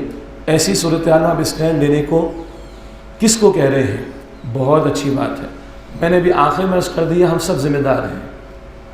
یہاں تو کھڑا ہو جاؤں پہلے میرے گھر میں تو سود نہ آئے, میرے گھر میں سودی قرضہ تو نہ آئے, میں سودی قرضہ لے کر اپنے بنگلے تو بنانے کی کوشش نہ کروں. تو میں نے جو توجہ دلائی ہم سب میں غلطی ہے. یہاں سے کھڑے ہوں گے, ادھر اصلاح ہوگی تو اللہ ادھر کی بھی اصلاح کی توفیق دے گا. لیکن بٹ نیچرل ایک اور حدیث ہے, الناس علی دین ملوکہم, لوگ اپنے بادشاہوں کے دین پر ہوا کرتے ہیں. چنانچہ رسول اللہ علیہ السلام سرداروں کو بھی دعوت دیتے تھے کہ ایک آئے گا تو پورا قبیلہ آئے گا, اگر ان میں سے کسی کو سمجھ اللہ دے دے تو 24 کروڑ کا بھلا ہوگا. ہم ان کو بھی کہہ رہے کھڑے ہو, اور ہم اپنے آپ کو بھی کہہ رہے کہ کھڑے ہو. ادھر بھی کوئی کھڑا ہونے کا سوچے گا تو پیچھے دیکھے گا نا کہ قوم, اور یہ آسان بات نہیں ہے. ہمیں بھوک کے لیے تیار رہنا پڑے گا. پھر کبھی کہا تھا کہ ایٹمی دھماکی کریں, گھاس کھانا پڑے گی. اللہ کا شکر ہے آج بھی کھا رہے پی رہے, اللہ کا احسان ہے. ایسا وقت تو نہیں ہے نا. لیکن ان لوگوں سے ٹکر لینے کے لیے تو پھر اپنے آپ کو جرأت ایمانی کی بنیاد پر کھڑا کرنا پڑے گا اور مشکل حالات کے لیے تیار کرنا پڑے گا.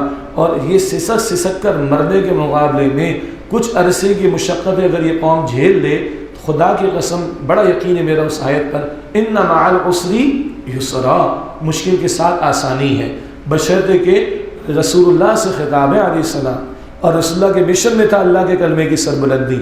اگر اس کمٹمنٹ کے ساتھ ہم کھڑے ہوں گے تو اللہ مشکلات کے بعد آسانی بھی انشاءاللہ عطا فرمائے گا. اللہ فرماتے ہیں کہ اس وقت مسلمان قوم پاکستانیوں کا طرز معاشرت سب سے خراب ہے. یہ اچھے حکمران کیسے منتخب کرے گی؟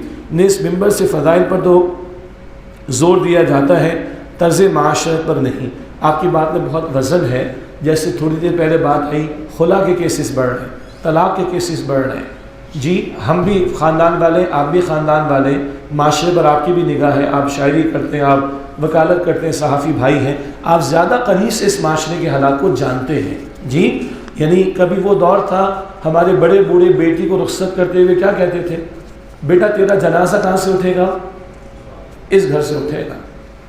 رات کو 2 بجے بیٹی باپ شوہر سے ناراض ہو کر آ گئی تو باپ خود یا بیٹے کو کہتا ہے واپس اسی رکشے میں چھوڑ کر آ 3 بجے، پہلے تو شوہر کے ساتھ نبھا کر کل بات کریں گے.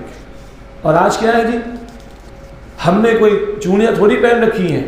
بیٹا کو مسئلہ ہو گیا، تیسرے دن خلا. اور ابھی وکیل صاحب کیا بتا رہے تھے؟ اول تو وہ فوراً ہو جاتا ہے، لے دے کے 1 آدھ مرتبہ شوہر آ گیا، ہمیں تو رہنا چاہتے نہیں، چلو بھائی خلا ایوارڈ کر دو اس کو، چھٹی ختم. اور میں نے 7-8 سال پرانی بات بتا رہا ہوں، 40 دن میں طلاقوں کے 5 کیسز سامنے آئے، 40 دن میں.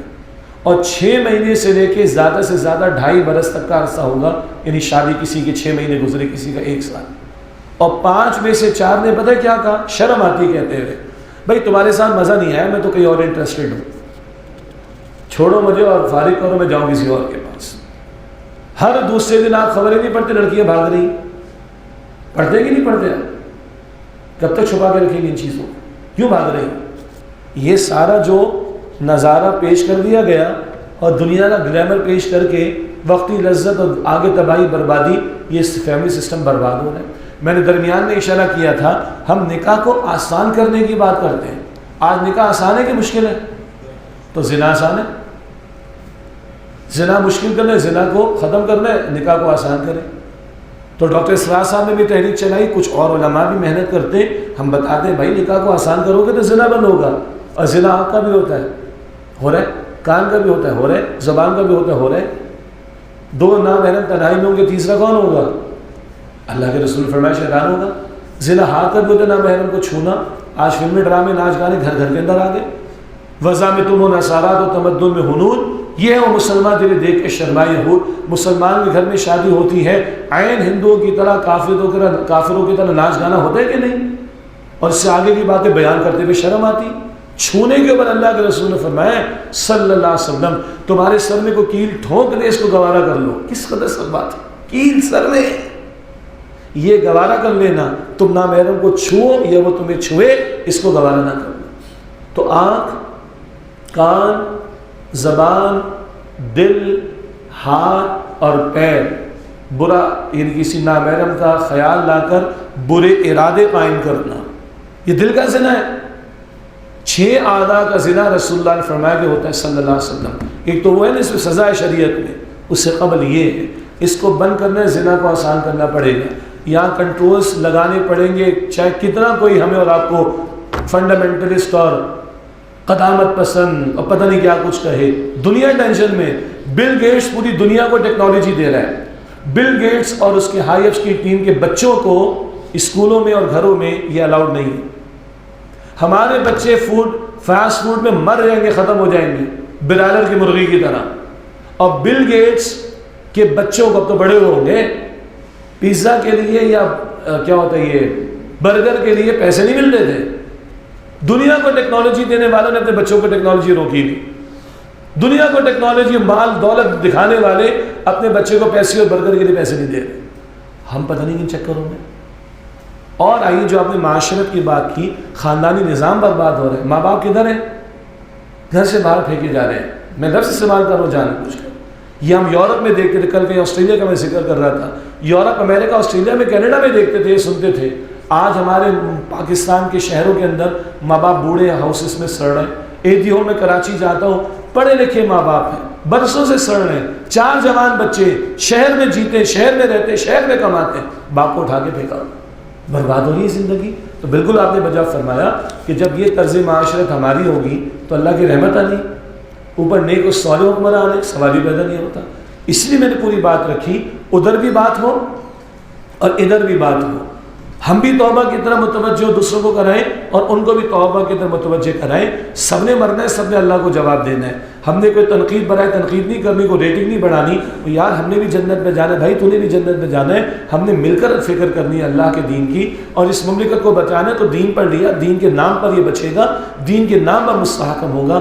یہی تنظیم اسلامی کی بنیادی دعوت ہے۔ ہمارا سلوگن ہے تنظیم اسلامی کا پیغام، خلافت راشدہ کا نظام۔ اور ہم کہتے ہیں کہ ہم نہ نوٹ مانگتے نہ ووٹ مانگتے ہیں، ہم آپ سے آپ کو مانگتے ہیں۔ سنیں، بڑا پیارا ایک کیا کہتے ہیں، ایک چھوٹا سا واقعہ ہے، حکایت کہہ لیں تھوڑی دیر کے لیے۔ ہارون رشید کا دور تھا، تو ہارون نے کسی موڈ میں اعلان کیا کہ آج جو مانگنا چاہے مانگے، آج ہم بڑے موڈ میں۔ تو اس زمانے کو چھوڑے آج کے اعتبار سے، جی DHA میں پلاٹ مل جائے، بحریہ میں پلاٹ مل جائے، فلاں گاڑی مل جائے، یہی ہوگا نا تصور عام طور پر۔ بچہ ہوگا تو آئی فون، میں نے چیک کروا لیا 15 بھی آ گیا مارکیٹ میں، آئی فون 15 بھی آ گیا مارکیٹ میں، ٹھیک ہے۔ میری آخری کلچ اور آئی فون 14 تک کی تھی۔ بہرحال تو ایک خادمہ کھڑی تھی، تو ہارون رشید نے کہا بھائی تم نے کچھ نہیں مانگا؟ تو اس نے کہا جان کی امان پائے تو ہمیں بھی کچھ، ہاں تم بھی مانگو نا، موڈ میں۔ تو ہارون کے کندھے پر اس نے ہاتھ رکھ دیا، اس نے کہا ہمیں آپ چاہیے۔ یہ پاگل ہے، بے وقوف ہے، 2 پلاٹ لے کے خوش ہو گئے، 2 گاڑیاں لے کے خوش ہو گئے، چند روپے لے کے خوش ہو گئے، یہ سارا ہے تو آپ کا نا، اگر آپ مل گئے تو سارا مجھے مل جائے گا۔ اب میں اس کو 2 اعتبارات سے آپ کے سامنے رکھوں، یہ شاید 3 ہو جائیں۔ ایک یہ کہ ایک دفعہ ہمارے کچھ ساتھیوں نے کچھ لوگوں کو جمع کیا، بزنس کمیونٹی کے لوگ تھے، ان کے سامنے نے دعوت رکھی، ہم یہ کام کر رہے ہیں۔ تو میں سب سے اتفاقاً چھوٹا تھا، باقی ہمارے ساتھی عمر میں بڑے تھے، مرتبے میں بڑے۔ تو بھائی پھر لوگ آپ لوگ کیا چاہتے ہیں؟ تو بھائی ہم ایک مسجد بنانا چاہتے ہیں، ہم یہ بنانا چاہتے ہیں۔ مجھے تھوڑی سی شرارت سوری حکایت سن رکھی تھی، تو میں نے اپنے بڑوں سے پوچھا کہ اگر اجازت ہو تو میں، ہاں بیٹا آپ بھی بولیں، آپ بھی ساتھ آئیں، ماشاء اللہ آپ بھی مدرس ہیں۔ میں نے کہا جی وہ یہ حکایت تو نہیں سنائی، میں نے کہا ہمیں تو آپ چاہیے۔ ایک مسجد کیوں بنواؤں بھائی، آپ آئیں گے تو 10 مسجدیں بنیں گی انشاءاللہ، آپ آئیں گے تو 50 درس کا اہتمام ہوگا، آپ آئیں گے تو 10,000 لوگوں کو سننے کا موقع ملے گا۔ پھر میں نے ان کو یہ حکایت سنائی، ایک بات ہو گئی، آپ کے لیے بھی آ جائے گی، لیکن وہ آخر میں آ جائے گی تیسری بات، اللہ کو ہم اپنا مقصود اول بنائیں۔ یہ ساری کائنات کس کی ہے؟ ہاں کوئی کروڑ پہ خوش ہے، کوئی 10 ارب پر خوش ہے، اور اللہ کی قسم 10 ارب والا 10 روپے بھی لے کے نہیں جائے گا اپنی جیب میں، اور کفن میں جیب نہیں ہوتی۔ اللہ کو مانگے نا، اللہ سے وہ مقصود اور مطلوب بن جائے، اور اس کے لیے اس کے دین پر عمل، اس کے دین کی دعوت، اس کے دین کی اقامت کی جد و جہد، تب وہ راضی ہوگا انشاءاللہ۔ تو اگر اللہ مل گیا تو پوری کائنات مل جائے گی نا۔ ہم تو مانگتے ہیں بچے کے رزلٹس اچھے آ جائیں، بچے کی کوالیفیکیشن اس کو مل جائے، بچے کی نوکری لگ جائے، کاروبار ٹھیک ہو جائے، حالات بڑے دیگر کوئی نوکری بچی رہے، اتنے مانگتے ہیں نا، مانگے، منع نہیں کر رہا میں اس کو، لیکن اللہ کو اللہ ہی کو مانگ لیں تو سارا کس کا ہے؟ ہمارا ہے۔ اب آخری بات اسی حکایت کے تسلسل میں، آج ہم نے آپ کو دعوت دی، وقت بھی ہمارا مکمل ہو گیا اور تقریباً مکمل ہوا چاہتا ہے 12 بجے تک، اور ماشاءاللہ آپ نے ہماری دعوت قبول کی ہے۔ چھٹے کے دن آپ تشریف لائے، پریس کلب کے ساتھیوں نے، بشارت صاحب نے محنت کی ماشاءاللہ، اچھی انوائرمنٹ میں بیٹھے ہیں، بزنس کمیونٹی کے لوگ بھی ہیں، تعلیمی اداروں سے بھی پروفیسر صاحب موجود ہیں، حضرات موجود ہیں، وکلاء بھی موجود ہیں، ٹیچرز بھی موجود ہیں، اور شہر کے دیگر معززین بھی موجود ہیں۔ تو ہم نے آپ سے نوٹ کا مطالبہ نہیں کرنا، ہم نے آپ سے ووٹ کا مطالبہ نہیں کرنا، ہم نے آپ سے آپ کو مانگا ہے کہ یہ دین ہم سب کا ہے، اور اس دین کی فکر ہم سب کی مشترکہ ذمہ داری ہے، اس پر عمل کرنا ہم سب نے کرنا ہے، اور ہم امتی ہیں محمد مصطفیٰ علیہ السلام کے، ہم سب، تو ہم نے ان کے بہاف پر دین کی دعوت کی محنت کرنی، اور ان کے بحاف پر اللہ کے دین کو قائم کرنے کی جد و جہد میں اپنا حصہ ڈالنا ہے۔ یہی تنظیم اسلامی کی دعوت ہے۔ اللہ کی بندگی کرو، اپنی ذاتی حیثیت میں فوراً اللہ کی بندگی کی دعوت دو اور اللہ کی بندگی پر مبنی نظام کو قائم کرنے کی جد و جہد کرو۔ یہی تنظیم اسلامی کی بنیادی دعوت ہے۔ اور ایک کتابچہ ماضی میں ہم بیان کرتے رہے، اس کو باقی آئندہ ہمارے ساتھیوں سے رابطہ رکھیے گا۔ ایک خطاب ہے ڈاکٹر اسرار صاحب رحمۃ اللہ علیہ کا، تنظیم اسلامی کی دعوت، تنظیم اسلامی کی دعوت۔ اسی دفعہ میں عرض کیا گیا تھا کہ آپ کے فون نمبر بھی آ جائیں گے اور رابطہ بھی آ جائے گا، آپ سے رابطہ رہے گا، انشاءاللہ وہ کتابچہ آئندہ پیش بھی کر دیں گے۔ تو خود ڈاکٹر اسرار صاحب کی زبان سے علیہ رحمہ تنظیم اسلامی کی یہ دعوت بڑے جامع الفاظ میں آپ کے سامنے آ جائے گی، اور یہ قافلہ اللہ کی توفیق سے آگے بڑھ رہا ہے۔ اللہ تعالیٰ مجھے، آپ کو، ہم سب کو، ہمارے گھرانوں کو اور ہماری نسلوں کو اپنی دین کی خدمت کے لیے قبول فرمائے، آمین یا رب العالمین۔ وآخر دعوانا ان الحمد للہ رب العالمین۔